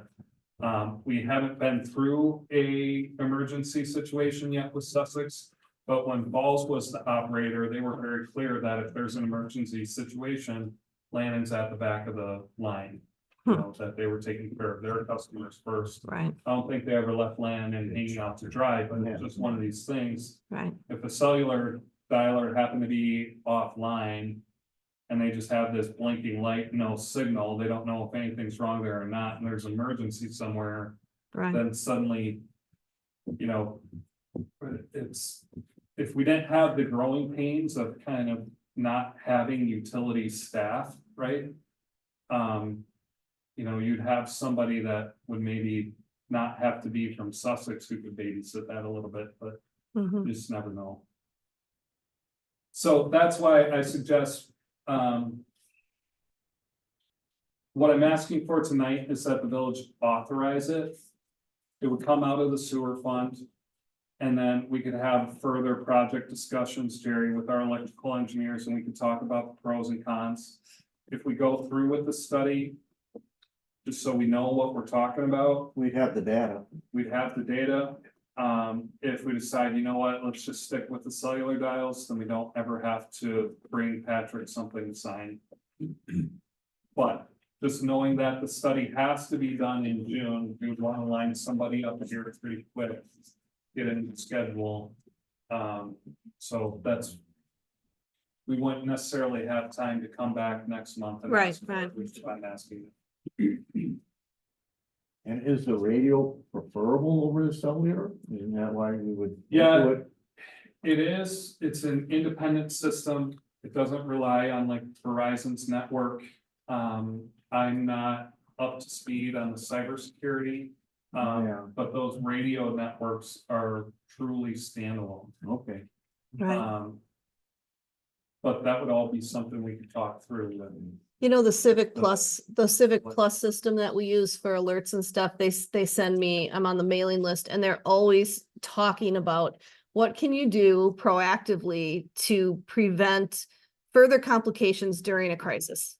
You know, like a naturally, a act of God or an act of war or, you know, so that's where I was thinking, but since it's in place already, I see no reason that we don't keep it in our mind and do the study, right, Yeah. Jerry? What would you? Oh, do the study. There's a Okay. little bit of cost benefit there. It's small potatoes, but. You know, you're paying. A monthly bill, Verizon bill for each of these sites right now. I think at the time when the board authorized the purchase of those cellular. Routers. There is a bit of a resale market for those. Maybe you could get 30 or 50% back on them just from other utilities that want to buy them and pick them up and use them as a backup. They'll have a radio as a primary and like a cellular as a backup. They were like $2,500, if I remember. Yeah. correctly, Right? Right. Hmm. So, Maybe we keep them for that. right, Tomorrow. right. All that is, I don't think we were. Yeah. Can make a motion. Yep. Yep. You want to? No, you, oh. What can we get? Otherwise he thinks he's talking. Yep. That's how I remember it too, Don. Yep, correct. Okay, well, do you want me to make a motion? Seems like you're ready. You're on a roll. Okay. I make a motion that the village authorizes the engineer to solicit proposals for a radio path survey and for the village president to enter into a contract in an amount up to $10,000 to conduct the survey. And I will second. We have a motion, second, any further discussion? All those in favor? Aye. Any opposed? Motion carries. Item 24, discussion possible action for a change order for Mid-City Corporation on contract 2033 for private property plumbing work. This is sort of a, this is just pulling up the document myself. This is to set up the final payout, which is the next item. And this is the final quantities. So the, change order 3 includes the price adjustments for, basically these two locations are the BP and Payne and Dolan is the first line item there, 3A. Item 3B was related to the dugout. Recall that they had one service lateral for 2 buildings. Building code requires that each building has its own water service. And I just want to state that those dollar amounts, the Quarry Fund Grant Committee previously approved. It was approximately $20,000 more than what it actually ended up costing. So Mid-City was fair to us in that regard. And this change order, this gets paid for through the Quarry Fund. Item 3, additional administrative fees. Sarah brought this up to me. My recommendation is to accept it. They were previously authorized a certain number of well abandonments, and they carried some administrative costs associated with each of those. And it's something like 40% of the wells were never abandoned. And I think folks generally know about that, but they've kind of had these carried overhead costs associated with work that, due to property owners not taking the grant money on that or refusing entry or whatever. So they asked for an additional just lump sum 10 grand for some of their admin expenses for that. That's the PETA fee. Sure. It just keeps going. And then item 3D is an adjustment to contract quantities. I put a summary table in there. You'll recall from way back when we did the door-to-door survey about who has a lateral, is this lateral usable, et cetera, et cetera. The adjustments in quantities are just kind of like, okay, some were assumed to have a lateral that didn't, and vice versa. So they're kind of just paid out at contract price, but the quantities are different. So we call that a unit price adjustment change. Or a unit price contract adjustment change where it's just the quantities of the various scopes of work that are changing. So all of these were, other than that $10,000 admin fee, were known and previously discussed items. It's formally in a change order now because on a unit price contract, we wait until you're done with the contract to do that final reckoning of quantities so that your contract price reflects the actual payment price at the end of the day. So this is what the change order 3 accomplishes. So this in essence completely closes this contract then? Correct. Okay. Correct. So what you were talking about earlier with people missing out on stuff like this closes the contract, Yeah. which, you know, we attempted to keep open for a long time. Right. Been open for over 3 years. Right. I see this substantial completion date is December 31st, 2021. Right, correct. That was back when it was assumed that, you know, Benton would go through and do the water main and Mid-City would come in right behind him and just do all the private property conversions. Yeah. I can't tell you enough how relieved I am that Mid-City has been so amicable about Right. everything. Extremely flexible. Yeah, and that is my opinion on that $10,000. We give it to them all day long. It's Yeah. quarry fund and they've bent over backwards to help these residents, yeah. But nonetheless, they said we need to close this out, so. Mhm.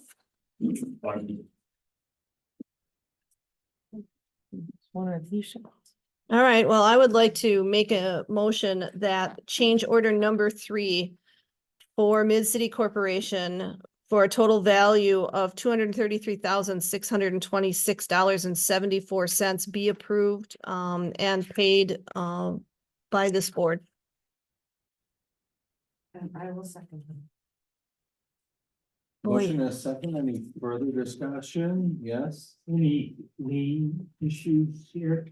So we'll take that up on item 25, which is the actual pay application. Oh, did I make that motion incorrectly Yeah, you then? kind of combined it. Oh, I'm sorry. We'll just do it.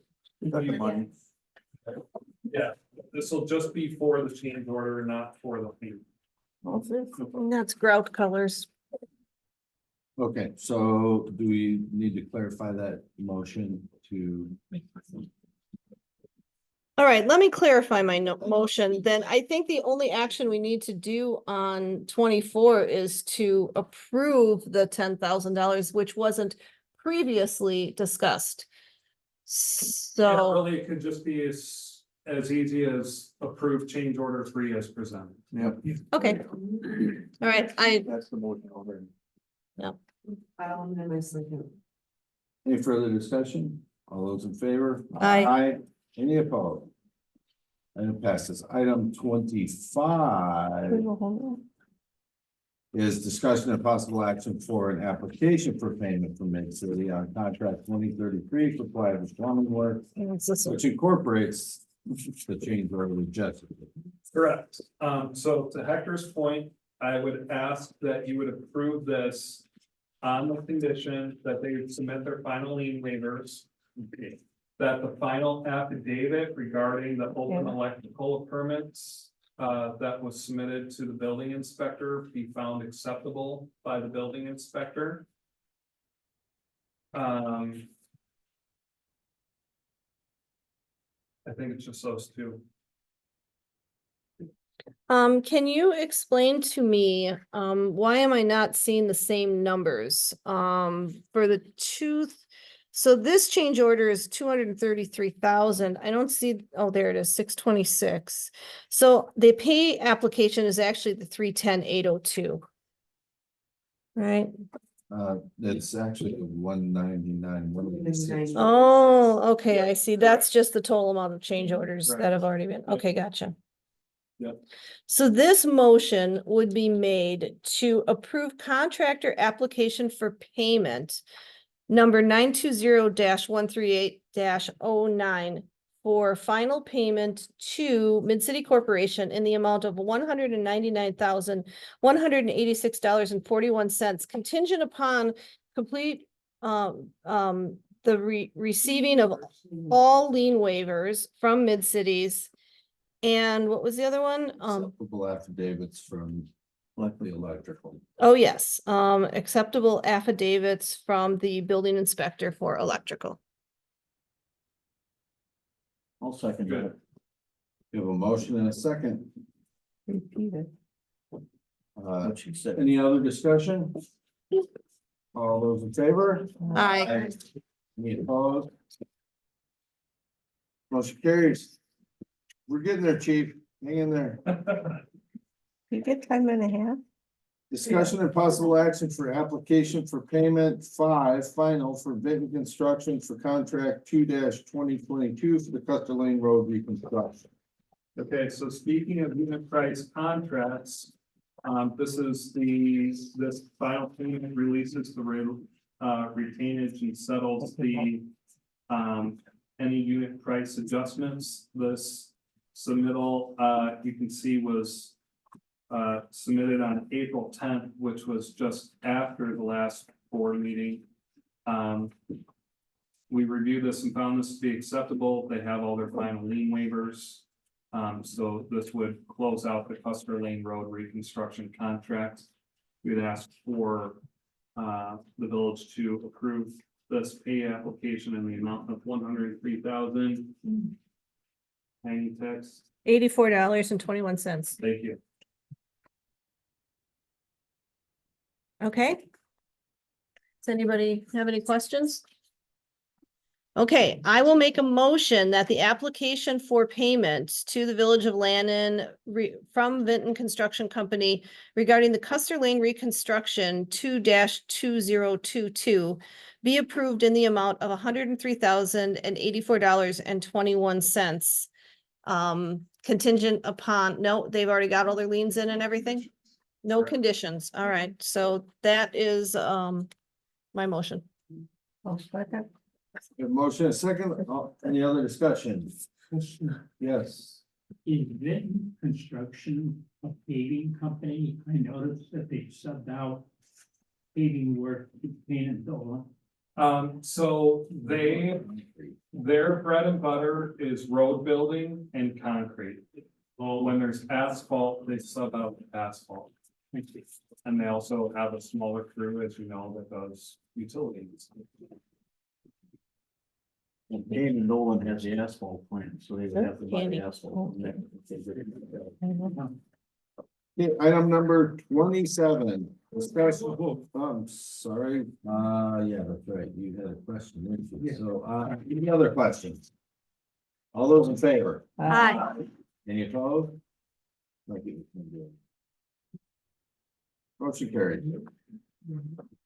Item 27. Discussion of possible action on scoreboard repair replacement for Jake Park. I think, Colleen's gonna take.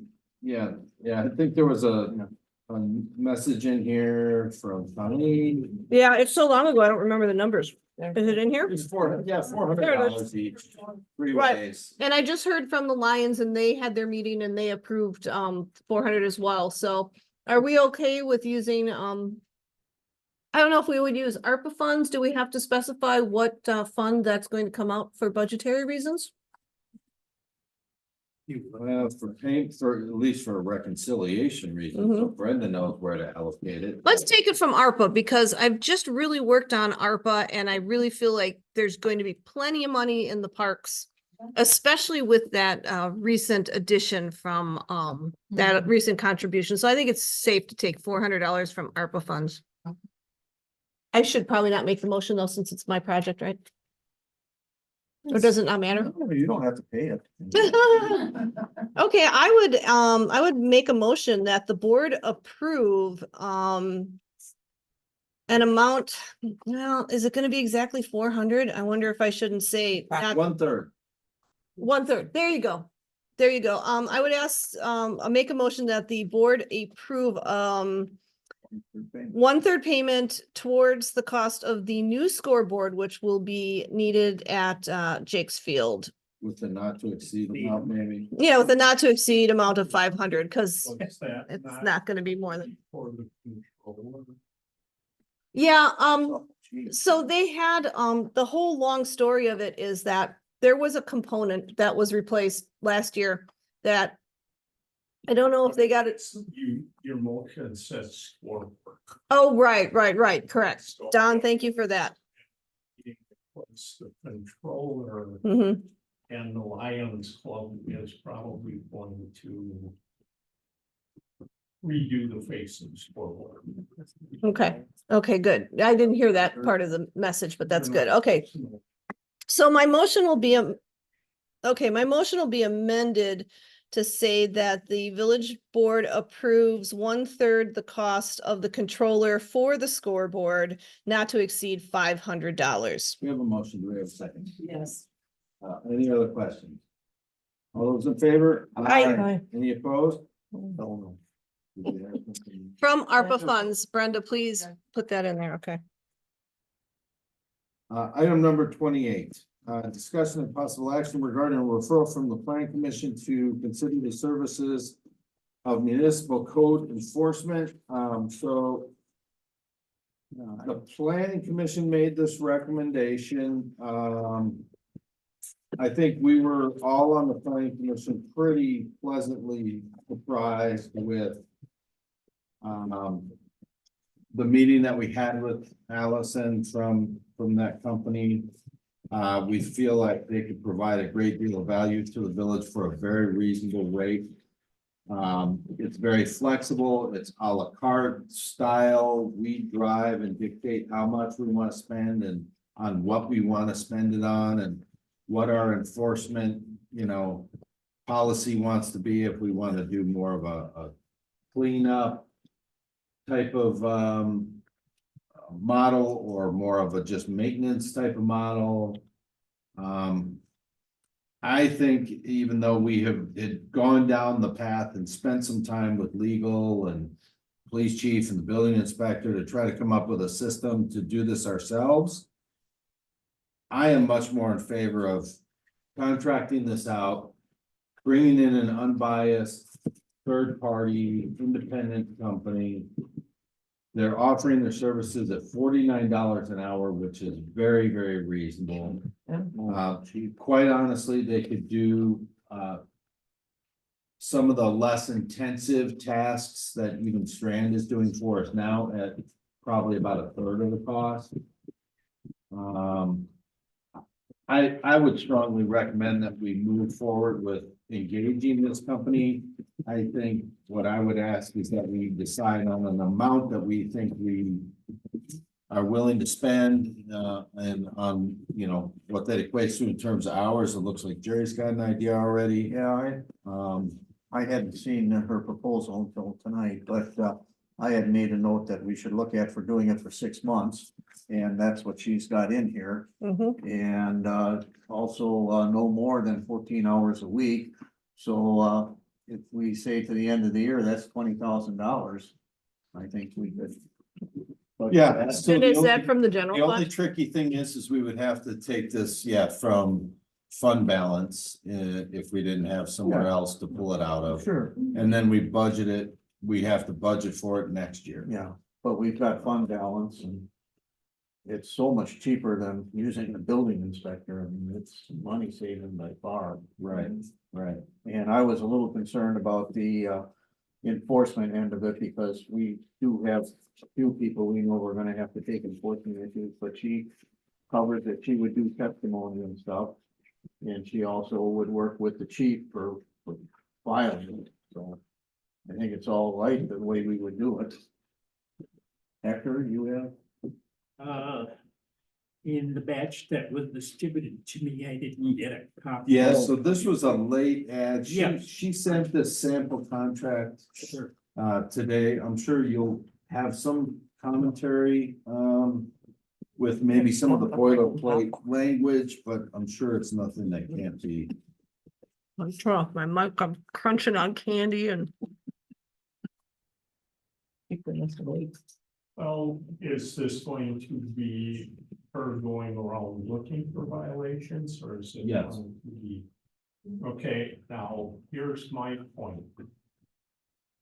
This is not Elm Grove, and it's gonna be very expensive to turn it into. And to have her driving around nitpicking is probably gonna start another.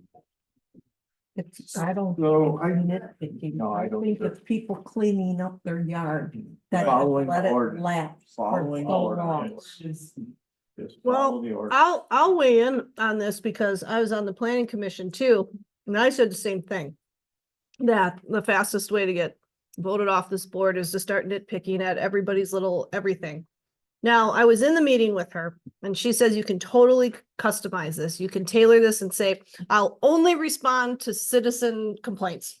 Or I will only, go at the direction of the board. Like the board says, this particular corner needs to be cleaned up. And then she'll find out who owns that and take the process.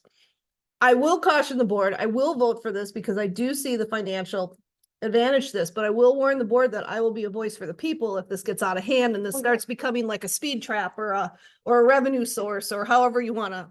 Cause it is a slippery slope and it could go to the point where, well, like I said, I have a beehive in my backyard. If anyone ever complained about it, I would deal with it. There's no ordinance covering beehives, right?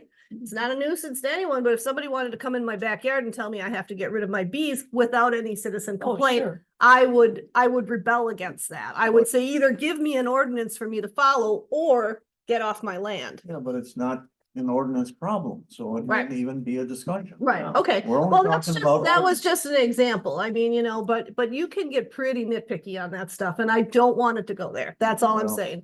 I think also we need to keep in mind that this isn't, a financially stable district like New Berlin or Elm Grove is either. A lot of these people are hardworking people. Or people who work part-time and are trying to balance funds against maintaining their yard, which is a priority issue, right? I think we all So I know think the we need to really properties, yeah. keep That in mind, if we're gonna start handing out violations. I in drove the the bus best on this interest. 12 years ago.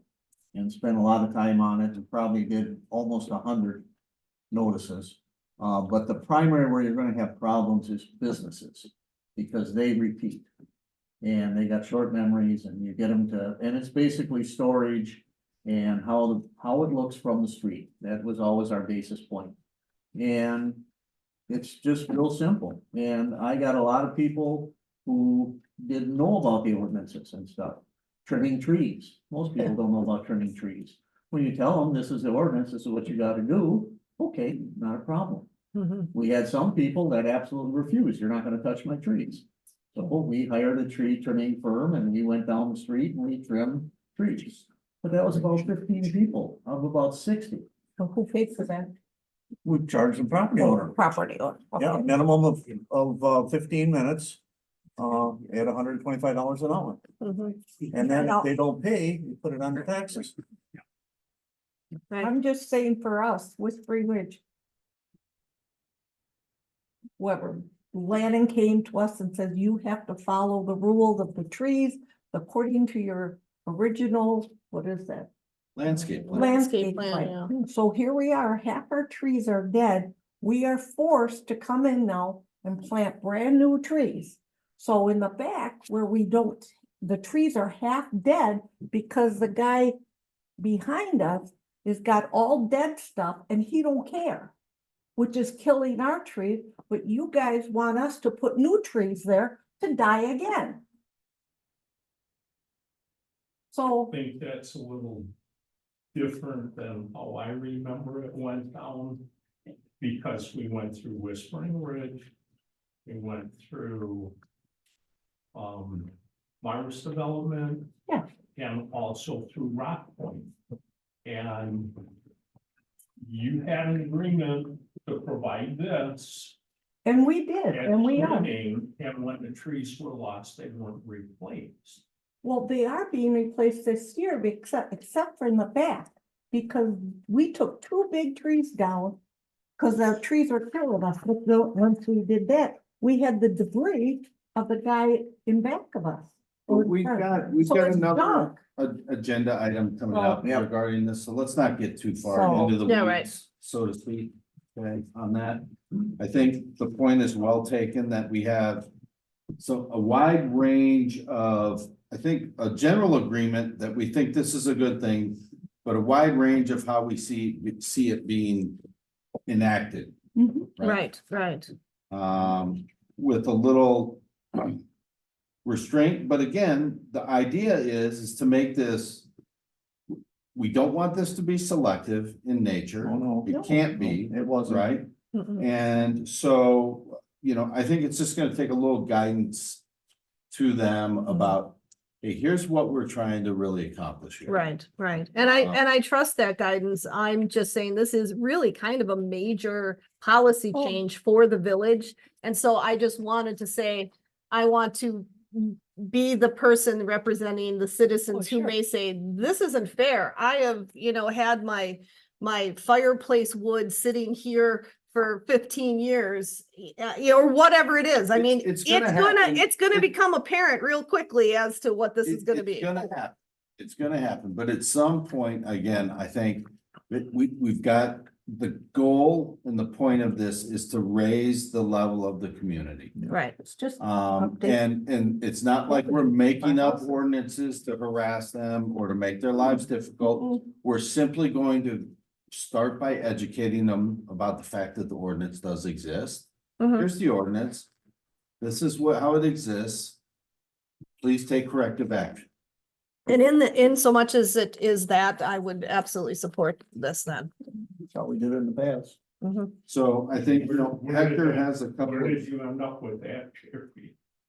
But another legit question I have, where does the money go from this? Are the funds generated coming to the village? Of course. Shouldn't take a percentage of it? No, she just gets her hourly rate and any fines do come to us. She did make it very clear, though, that this really this is never meant to be a revenue generator.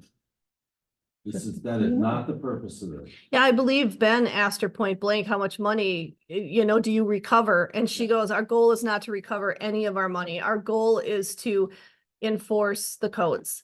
And To to, gain yeah, compliance. to gain compliance, exactly. I like that attitude as well. Right, I mean, that's. Now, I will say that in the past, we had to do the per diem, and I was a advocate of the per diem because we were gonna spend legal fees to Mhm, pursue the non-compliance. mhm. And I always maintain the per diem pays for our attorney. You gotta recover your costs. So Right. still, and if you wanna fight, go ahead and fight. Some people would say, I'm never gonna do this. I'd say it's not a problem. It's only $3,000 a month. Just go ahead and do whatever you want. And the classic one is David Dronin. We had him up to $23,000 before he finally gave in and cleaned the place up, but you see what happened in the last 10 years. Yeah. So, Now, is this also going to cover any commercial or Mhm. All properties, all properties. all properties. All properties. Even multifamily. Yes. properties. Yeah. You might ask those questions. What do you have to clean them after somebody else's dog?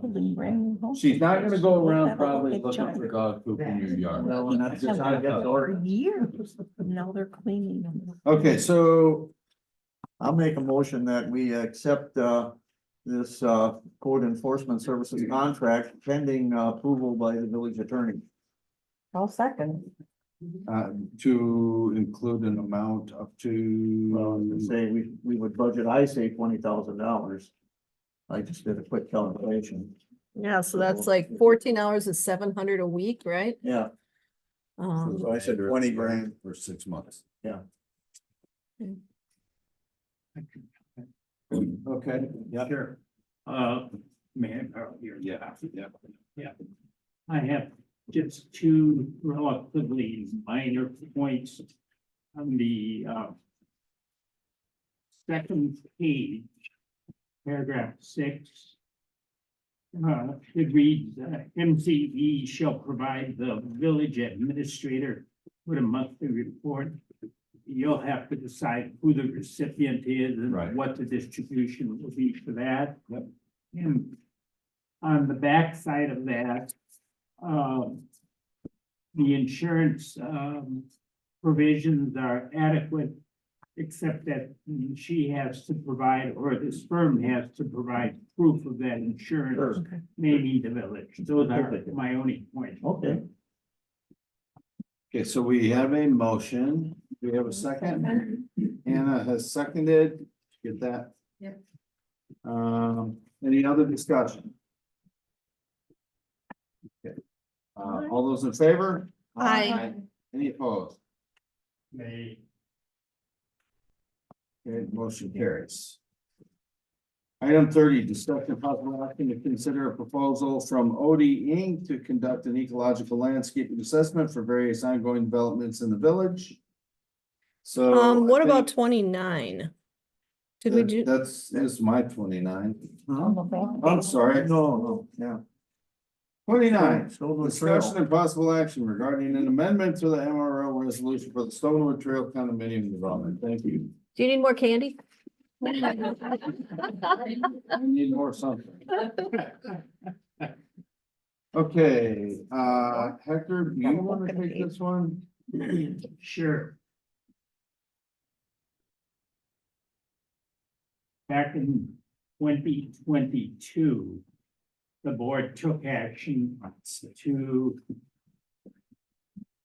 substantially approve of development agreement to be carried out by a party that owned the land to be called Stonewood Trail Development.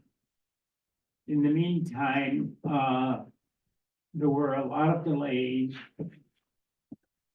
And I think in fairness to the developer, the delays resulted from the fact that they had too many irons in the fire. And this got very low priority. It's basically a one-phase development project. But eventually the developer came to the realization that they had to move on this. And because they had a number of plan details finalized with regards to the infrastructure, they basically sought from the village and received the equivalent of an early start permit, but not to include any vertical construction. The sewer line, the excavation, sewer line, water line, and so forth.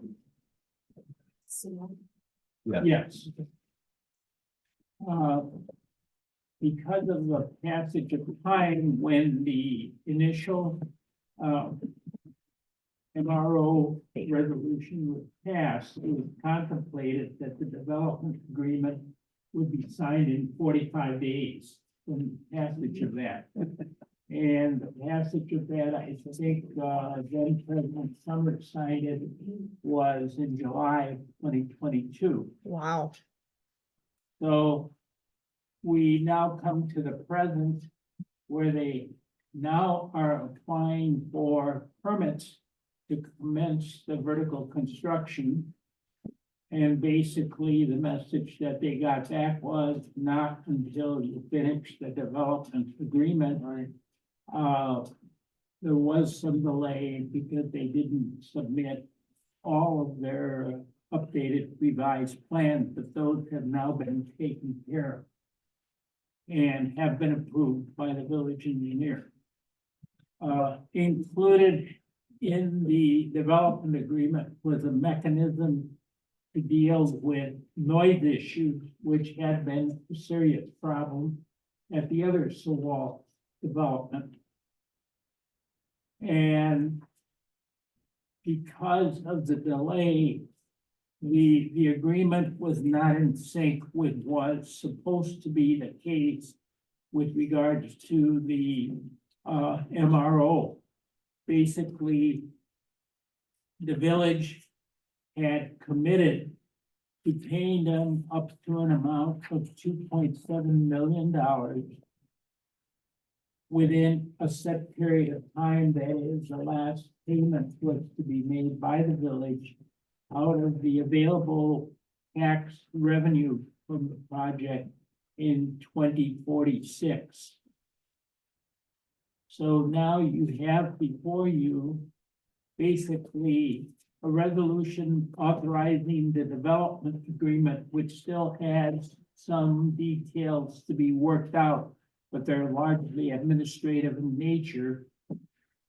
And you have this resolution authorizing the reaffirmation, if you will, of the previous authorization and authorizing the issuance of the municipal revenue obligation. For those of you who are new on the board, basically this development is within an established tax incremental financing district number 2. And the village, as an incentive to the developer, basically said, if you build it, we will make a contribution towards the cost of this project, because ultimately, once the revenues are paid as shared, and they're being shared on the basis of the developer out of every incremental year, the developer gets 60%, the village gets 40%. Out of that 40%, the village has to pay for administrative costs. And this was a negotiated agreement. So at this time, you are being asked to approve this resolution, which essentially covers the general points that I have described. If you have any questions, I would be more than happy to try to answer them. The payment period is from 2025 through 2046. That's the last payment. And if the value of the property does not generate enough revenue, tax revenue that is, to equal the amount that has been negotiated, it's too bad. It gets cut off at that point. So there's no dollar amounts in this because you don't have tax numbers yet. You don't know what those units will be assessed at, right? So, okay. That's So- why you do an amount. We do, we've done all of these basically with a ceiling on it. Okay, Put a cap on it and it's all pay-go. So it's a pay-as-you-go. They don't get incentive till they generate the income. okay, gotcha. And we, when we came to, when they were talking about, insufficient available tax revenue payments, of the amount due but not paid shall be deferred. Yeah. Do we charge interest? No. There's no interest associated with this. Basically, the intent of that paragraph is to anticipate a situation in the normal course of business, which this has not followed, Okay. where the increment is insufficient to even cover the administrative costs. And so what the village does is basically banks whatever incremental tax revenue there is. And then the next time around, to the extent that there is sufficient funds to make up the loss from the previous one, there is a distribution. And I think Ellers generally assists with that calculation. So if we approve this, and this was done back in 2022, how do we know they'll start building on it? Well, they have They're chomping at the bit. a great deal of on-site improvement. I'll refer to Ben to describe for you what they have. Yeah, under last fall's limited work permit, they already installed all of the storm sewer, sanitary sewer and water, and you can see the road beds over there I now. noticed they were moving dirt, So, week or so ago. When we did that agreement, we told them, hey, this is absent of a developer agreement, this is at your own risk. Mhm. And they elected to proceed anyway, so that's kind of a sunk cost on their end, that's one way of looking at it. Another way of looking at it is, it's kind of the basis for this coming back to board now is the previous overall incentive, 2.7 million to them, was based on revenue projections that are 2 years old. Yeah. Now with Ellert's updated projection, they won't be able to earn all of their full 2.7 million. The new Oh, projected- really? New projected Right. amount is about 2.2 million. So this was kind of the impetus for Hector raising the issue and bringing this back to board, is to clarify some of the language in there to say you're still entitled up to 2.7 million, but if you fall short, the village is under no obligation to extend the life of the TID or do anything else or pay this out of anything other than TID revenue. Yeah. So basically, at this point, you know, they've kind of shot themselves in the foot by sitting on it for 2 years. Right. Yeah. And their opportunity to make that back is to build out faster or at a higher value. And so, you know, quite frankly, in discussing this issue could have been kicked down the road until the TID closes, but Hector wanted to kind of make it front and center right now, so everyone knows up front. Right. And by everyone, I mean the developer knows up front. This is the situation we're in. You can't say you didn't know. And maybe correct me if I. No, I think that was, that was the discussion I had with Hector too, is just making sure that it's very clear that, you know, this is the agreement, it's up to 2.7 million, and here's when the last payment, and I mean, frankly, the terminus is dictated by the TID closure Correct. anyway. Yeah. So it's not like we're trying to cut it short on them or anything on the back end. They just simply waited so long to start that it's unlikely, barring exceptional market conditions, that they're gonna actually get the full benefit of this originally agreed upon amount. They'll still get a lot though. They will. Yeah. Yeah. I'm sure they're fine with it. They'll be plenty happy, Yeah. but they want to start building, and frankly, that's in the best interest of the village as well, so. I just have one question. has anyone directly spoken with the wall? I have not. With Kevin? Yes, I have. you have to explain basically, Not What we this discussed. specifically, no. Oh. But I will. because I have not had any contact with them either. Mainly because this resolution was drafted by a different law firm Oh, that Ellers recommended. I'm happy to sit down with Kevin and go over this with him. so when's he I have supposed a to start? good rapport with him. Oh, as soon as he's able to pull permits, As but soon as we he- get he- this in the development agreement. Yeah. They'd be waiting for paperwork, so they have. So he's submitted not stuff. pulling permits? well, no, he's trying to, and what we're saying is you've got to We get can't this get mess the cleaned up before you move on permits to another. My recommendation is Much that like my dating life. someone move to approve resolution 2024-1 with the condition that President Yates execute the agreement and discuss it with Kevin Sawal. That is the terms of the MRO.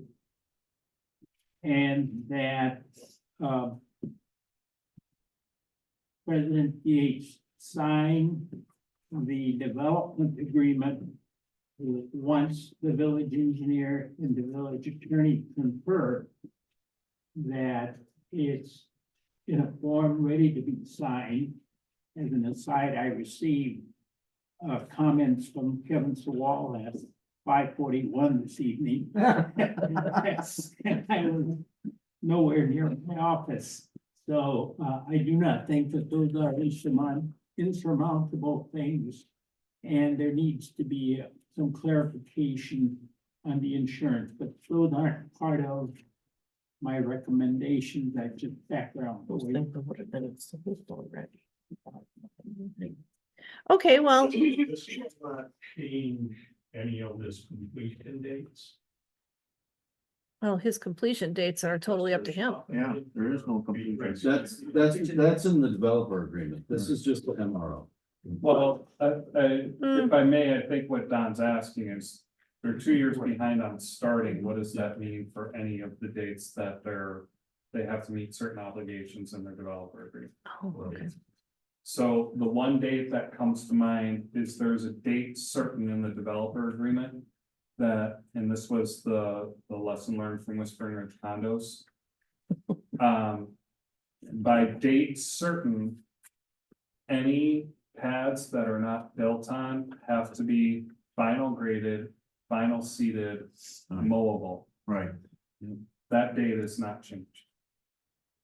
Yeah, and we talked about it, back 2 years ago when we were working out that condition, we talked about like, well, maybe it should be certain days after this or certain days after that.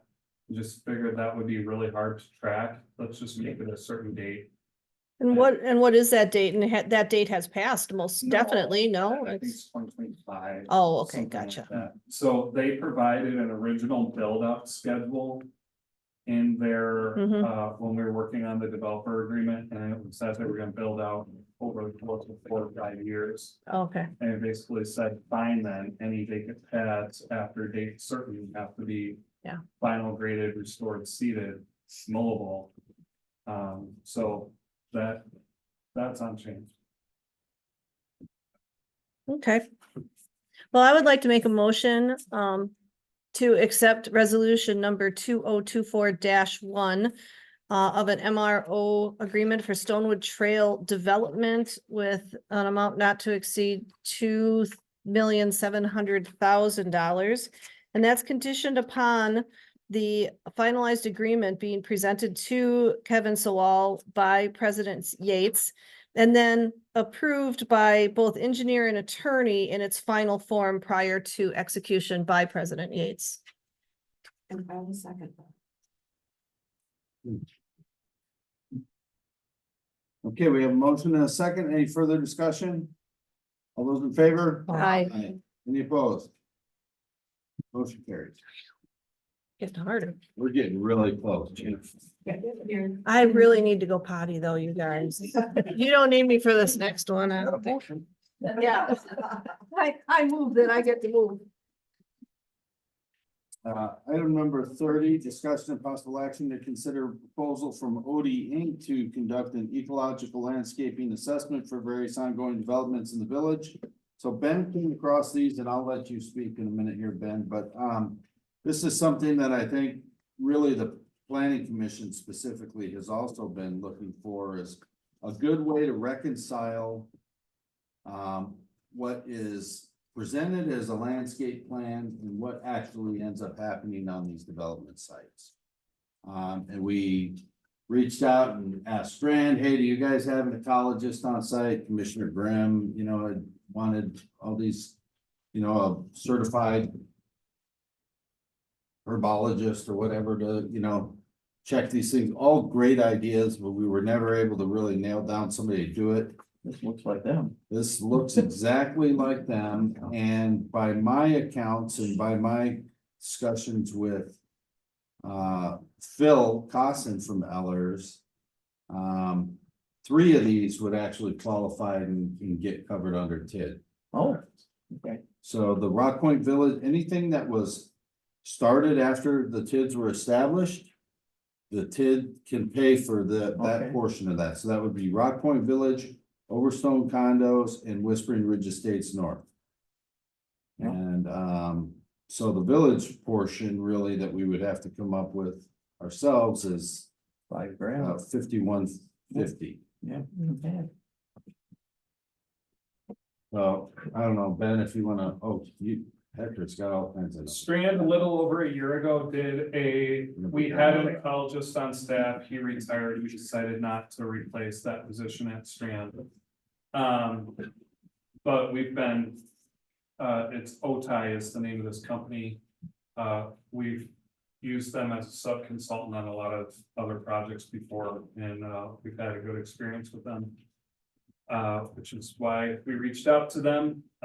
This arrangement would be a direct contract with the village to spare you any pass-through markup that Strand would have on that.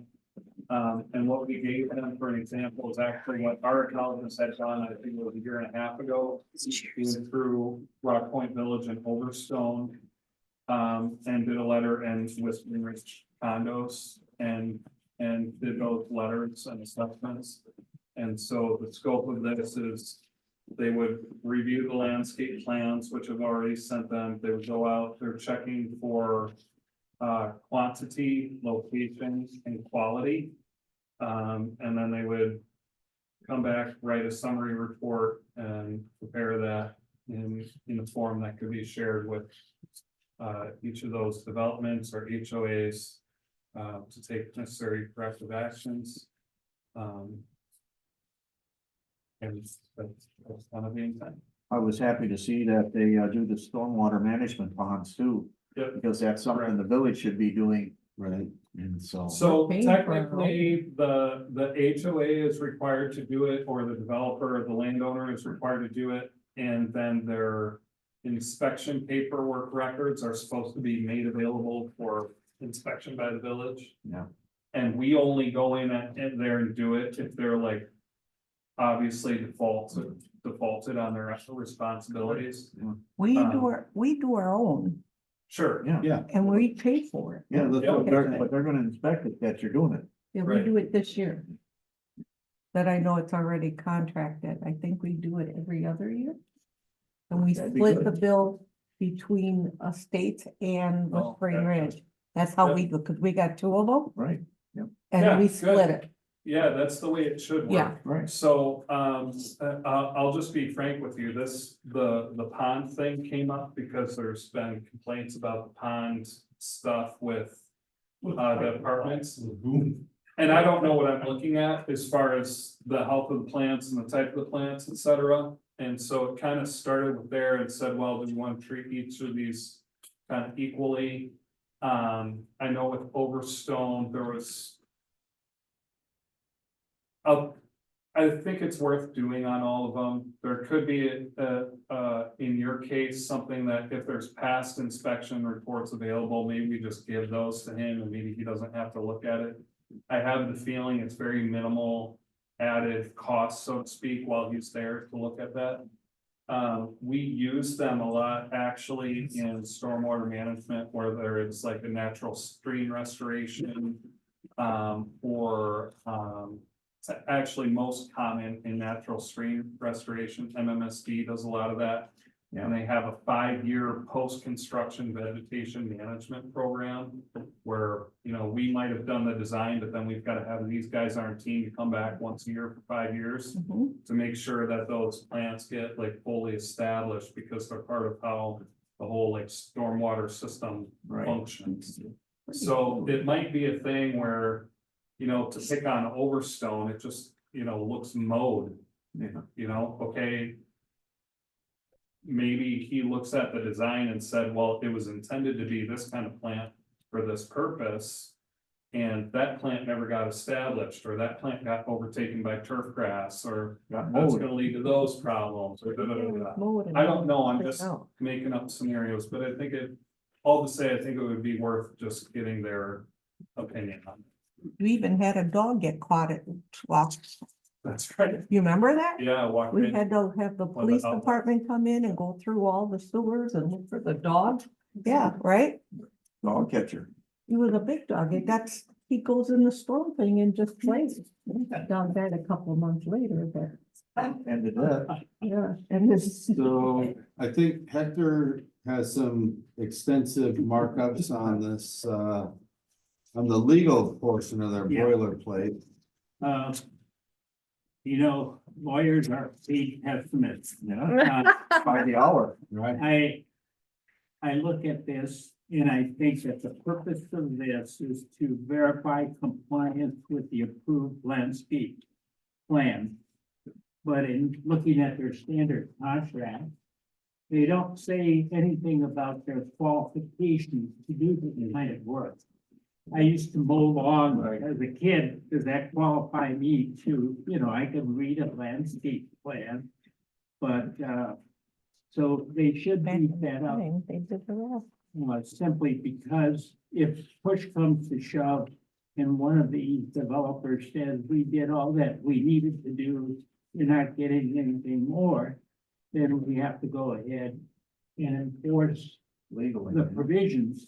And, you know, $12,000 is not a small chunk of change for preparing a report, from my perspective. On the last page, they have standard boilerplate language, which I'm suggesting just be changed because some of the language is not applicable. And some of the language is unrealistic. For example, they expect to be paid in 30 days. Yeah. Well, it depends on when the When they bills bill. come in, when we meet. So I changed that. And then they say they can start invoicing us. Well, when can they invoice us? So points of clarification. So rather than burden you with my suggested changes, I'm gonna pass my notes on to somebody who will make the motion.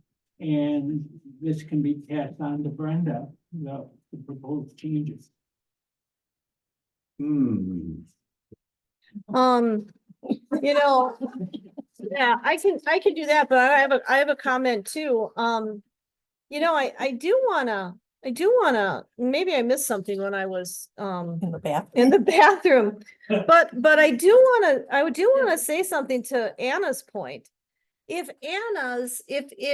Whispering Ridge Estates, Whispering Ridge North and Whispering Ridge condominiums are contracting a similar company to review and evaluate how they're doing on the same scope of work, that's Not north. $8,000. That's not what's happening. No. Oh, that's You- not. you I was gonna missed- say, because they're gonna They check. are just having somebody manage their Clean stormwater. it. pond. Clean it. Oh, This so they're is- not doing an inspection No, and no. an evaluation. Oh, never mind. Ignore what I This is said. an entire. You were in there site too review. long. Yeah. Yeah. It's backing up into my brain. Okay, yeah, okay, that's fine. That's fine. Okay, I understand that. You missed the part where 3 of these are TID fund eligible to pay. Yeah. Oh, perfect. Yeah, okay, gotcha. I'm worried about the 13,550. Okay. Nope. Wow, look at all this redlining. I feel like I'm in grade school, Hector. So the, Just said whatever Right. Hector said. whatever Hector Copy of says, which and then I'll pass it provided along to to the Brendan. Make it work. Okay, so I will make a motion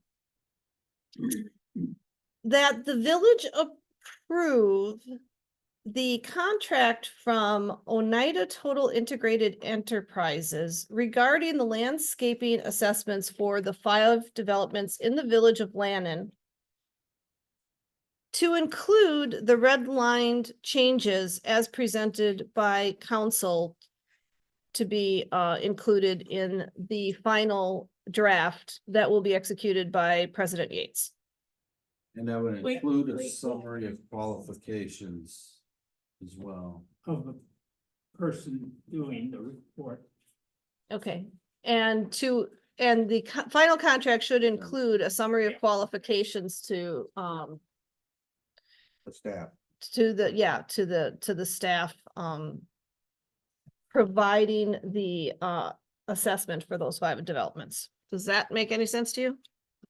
I'll second. Okay, we have a motion and a second. Any other questions? Let's go home. No, we could talk about this for a while longer. Good. All those in favor? Aye. Any opposed? Save the best for almost last. Okay, item 31, discussion of possible action on approval of public safety referendum for a future election. I agree. Okay, motion. Yeah, well, is that your motion? Yeah.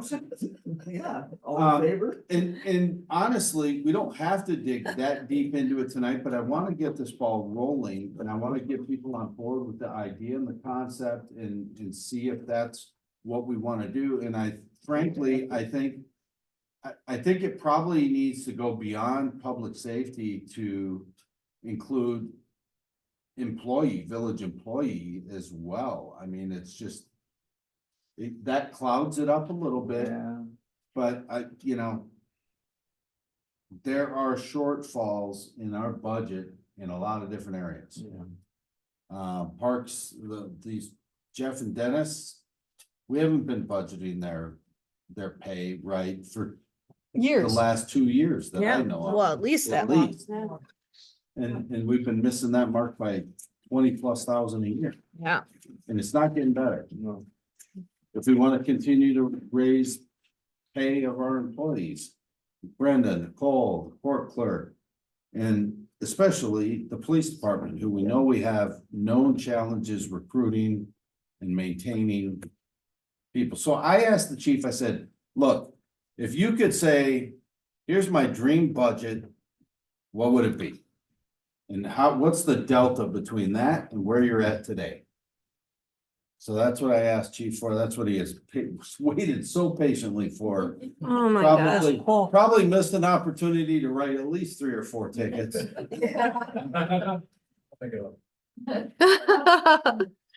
did identify a few areas that I think are important. It's not my dream budget exactly, but it's things that I think we have overlooked for a while.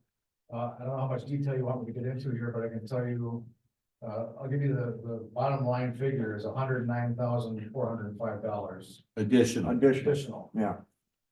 What was that again? 109,000. 109,405. There's money. And what was budgeted last year? I have it in front of me, I want to say 220 something, 26. Is that one my comparison here? Possibly. Adding these things together would be 333, so, yeah. So it would have been 224-ish. So basically, I think the most important thing was the uniform items. We asked employees to provide their own uniforms and everything that they wear, including their guns, vests, everything else. Those are expensive items. And I kind of likened that to hiring Brenda and having her bring her own desk and computer and papers and stuff when she comes to work. Well, that's a good idea. Save some. Oh, we save some money there. I only need 108,000.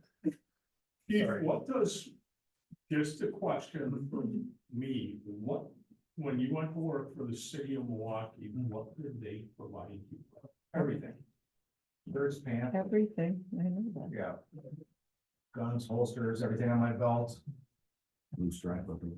So what do smaller departments like ours, because I think your budget for a uniform allowance in that was like $200. It's $400 for the entire department. Right. Oh, my gosh. Oh, Not even shirts. oh, buy some black socks at Costco.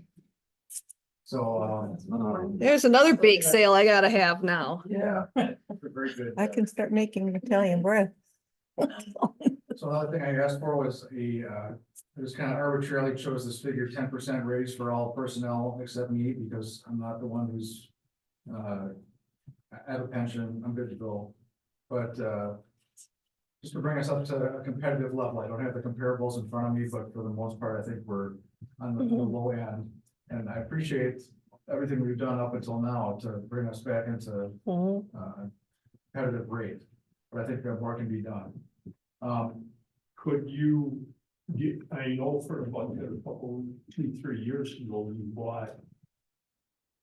First budget meeting I was in on, we were the lowest paid department by, correct me if I'm wrong, I think almost $3 an hour. For a lot. 17 bucks an hour, I think, was where we were at then. Yeah, Yeah. and we bumped it up a couple years in a row, but I'm sure. Everybody else. My comment at that board meeting was we do not want to be the lowest or second or lowest paid department, because I don't think anybody sitting up here wants us to be at the bottom of the list. Oh, no. for our police department. So what do we have to do to?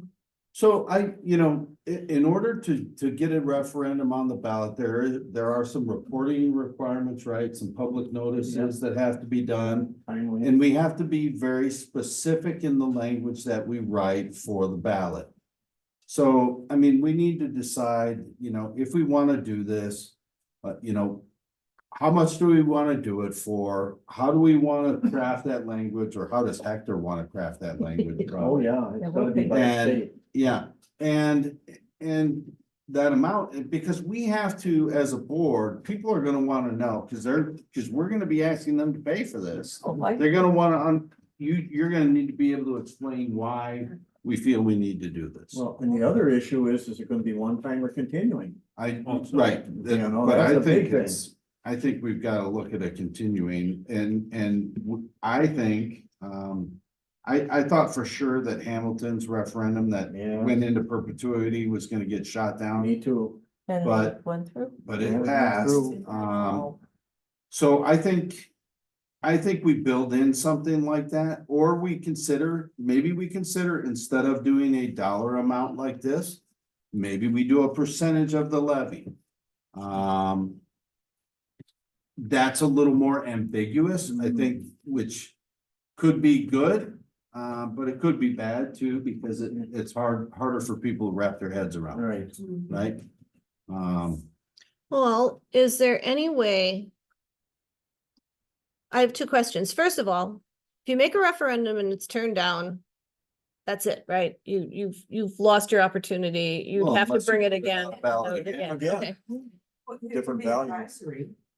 And I keep thinking, and I don't know, you guys have more experience than I do in this, but I keep thinking also that the village is really approaching a point that we should have an administrator. Is there any way to use that as the HR part of this, to say, that the growth of the village requires additional a staff or additional staff? I mean, additional staff could be more police officers, better paid police officers, or an administrator. And I don't know if we're really to the point yet where we need an administrator, but all of us here have day jobs.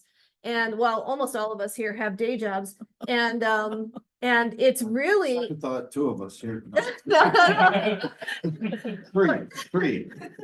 But I do feel like at some point, are we not approaching a growth level where we need to relook at, do we want to all volunteer force doing the work of not all volunteer, but. Ben and I have had this conversation for the last couple of years now. So I think Ellers needs to be a part of that conversation. Yeah. Because with the Oh, TID, yeah. I don't understand it, but the TID rules allow you to take 2% for administrative expenses. He already indicated though with the last bump that we did last year, he's like, gee, you're kind of maxing this out. Pushing that. Okay, Because the problem is once you build that into your budget, when that TID closes, now how do you make up the shortfall? Sure. Yeah. Well, Okay, so you don't wanna grow your staff to a level, an inflated level, because you have this funding source, because then what the hell do you do when the TID closes and you no longer have that funding source? Now you have to somehow. and you've Pay got a for that. salary built into pay that, for not through just. through you the knew you- levy. So that's why I felt like this started as public safety to me, because that's an easy sell to the community. That's Yeah. important. Yeah, That's important. But we have many other HR needs here. Like accounting properly for Jeff and Dennis's hours and whether or not we should be paying into the state retirement fund for that. yeah. Getting Nicole on, frankly, full-time. Mm. Getting regular raises to the police and the other staff here. Running the So you, business you of could certainly government. do two different referendums, Yeah, right? no, You I could- just- You could craft that as two separate referendums. And, you I know, mean, as roll long the as you're doing dice. a Referendum, why not? You know, What's you're that? already putting one on there, so why not? Right, it's not uncommon, right? We've seen that a lot in Yeah, we'll recent elections. yeah, They, we'll they take do it. a couple of them. The state just put two different ones on there, for voter. You know, Yeah, stuff. funding, yeah. We've needed an administrator for many years. Hmm. That's why so many things fall through the cracks, but yes. you're talking about an $85,000 salary, At least. which we yeah. can't do, you know, that's Nobody wants to why we volunteer. suffer. Volunteer? Yeah. Well, maybe we could find a administrator working in other small community that would be willing to work Sure. part-time. That's an idea. There are some that do share an administrator. That has to be an extraordinary person Mhm. because they're really, it's like having two families. Yeah. Yeah, but we have an extraordinary board, so we can Yeah. guide and mold. And staff. And staff. And staff. And the staff wants some help. Scary. All right, well, I think I would be for, I mean, obviously I want Chief Bell to have, I mean, for us to not be providing uniforms and guns, I think Oh, is just kind of embarrassing personally. If we didn't, City of no, we're but not. I mean, the only reason we have any staff is they like you. Right? Like Dave says, you know? Well, and you've frankly foregone a raise for several years in a row. Have you not?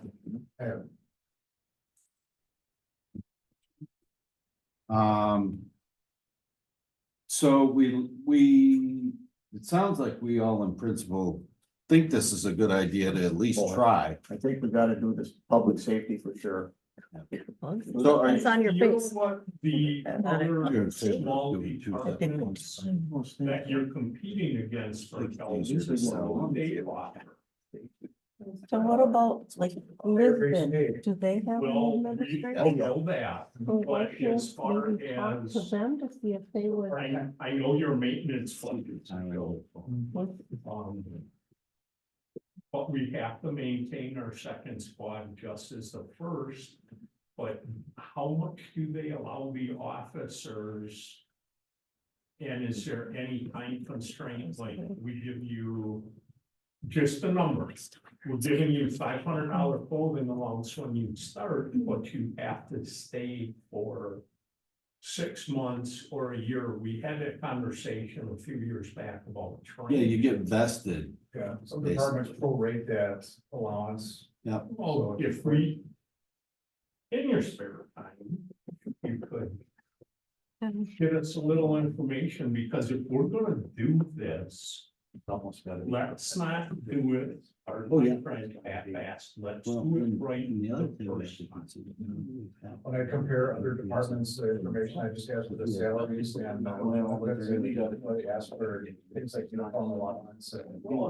Uniform allowance and do they offer training? That term, I had. I know you found a deal to get another officer bike certified, what, year and a half ago? Do they offer that so that when this is all said and done, you have a saleable package to your new recruits that doesn't fall below another smaller community? Their training budget is pretty good right now, that item is good. It's not really an articulated point that officers need when they apply. We'll see what our training budget is, if it's gonna be worth their while. It just basically comes down to the pay, for the most part. Is pay more important than a uniform allowance? You know, we, from my point, we need your guidance on what we have to ask the village people for. And let's not just go halfway, if we're gonna do this. Let's put it together. So that you can dangle it out there, I need a part-time officer, this is what I want over there, and we're not at the bottom of the barrel. You know, we gotta be at least, I would like to see at least halfway up the ladder or more if you can. Yeah, we're pretty much average right now, or low average. You know, that's where if you can put us together, a little more information, because if we do this referendum, we are going to have to sell. I do have it broken down, the rationale for what I'm asking for, but, give you some details. So are you guys okay with me moving forward with trying to kind of work with council, work with Ellers to craft some rough Absolutely. concepts here for you guys to look at, with the goal of trying to get something on either the August or November ballot. Yeah, you're getting close on time. Too close for August I already? think so, yeah. 70 days. Yeah, so there you are. Okay, Just plan on November. all right, so keep your eyes open for We're gonna that. have a bigger turnout. Good thing I don't have anything going on. Okay, All right, okay, payment of bills. We need an action or? yeah, you know, does somebody want to give me a motion to just authorize me to work with staff on, crafting some rough I drafts? make a motion to allow Patrick and whoever he needs to work with to put together a complete package for our public safety referendum. We have a motion, do we have a second? I'll second. Second, any discussion? No. All in favor? Aye. Aye. Any opposed? No. Motion carried. Next, Discussion and possible action on payment of the bills. I make a motion to pay the bills as presented by the finance committee Finance committee. Yeah. or whoever has the bills. Yeah. I think I'm owed some Yeah. money, right, Brenda? Is there anything in the bills that we need to be aware of that's out of the norm? No, they're really pretty much all. I do have a couple questions on the budget printout though, but I'll talk to you about those. Yeah, we can talk about that another time. Oh, but you know did what? I make a didn't look note at on it. Some accounts that are a little Here. funky, but I just Yeah. finished all the reconciliations and I have explanations for all that. Okay, I look forward to hearing them. Okay. All right, so did we have a motion yet? No. Yes. Yeah. We got a I made a motion to approve the Second. bills as presented. second? Do we have a second? second, Any other discussion? All those in favor? Aye. Any opposed? no, Motion carries. Engineers report. nothing, Nothing. okay, next. Yeah, there's a pizza in the oven for him. That's his engineer's report. President's report, I'm not gonna say anything either. I've said enough tonight. Okay, closed session. So, may Okay. convene in closed session pursuant to Wisconsin State Statute, section 19.85, 1E. To deliberate or negotiate the purchasing of public properties, the investing in public funds, or conducting other specified public business. Never competitive bargaining reasons require closed session, reasons require a closed session, namely to consider a lot sale offer submitted by its owner, which may have merit as the village evaluates potential Main Street enhancements. We'll do a roll call vote. Yep. Lake? Yes, Did we have a motion? Oh. I so move that we go into closed session. there we go. Anna seconds it. A motion and a second to go into closed session. Roll call vote. Lake? Yes. Calatola, Roby? Yeah. Newman? Yes. Yates, yes. Moore? Yes. Grenier? Yes. Summers? Yeah. Yes. Let's see, just leave in the middle. Well, you'll get older, you'll understand. Well, you Jerry, seem I to have be a doing question. okay. Did you vote for the Clean public living. safety referendum thing? Jerry, did you vote? Did you vote yes? Yes. For the public safety? Okay. Oh, that's right. He said nay, just thought you as a said joke, just- yeah. I just said no again, and I didn't know. Nobody. So I think this can go pretty quick, probably. Okay, I know a lot about this, but I wanna know. I'm sure you do. My grandfather owned the land, Yeah. and I've been trying to buy it since 2023 when I came back.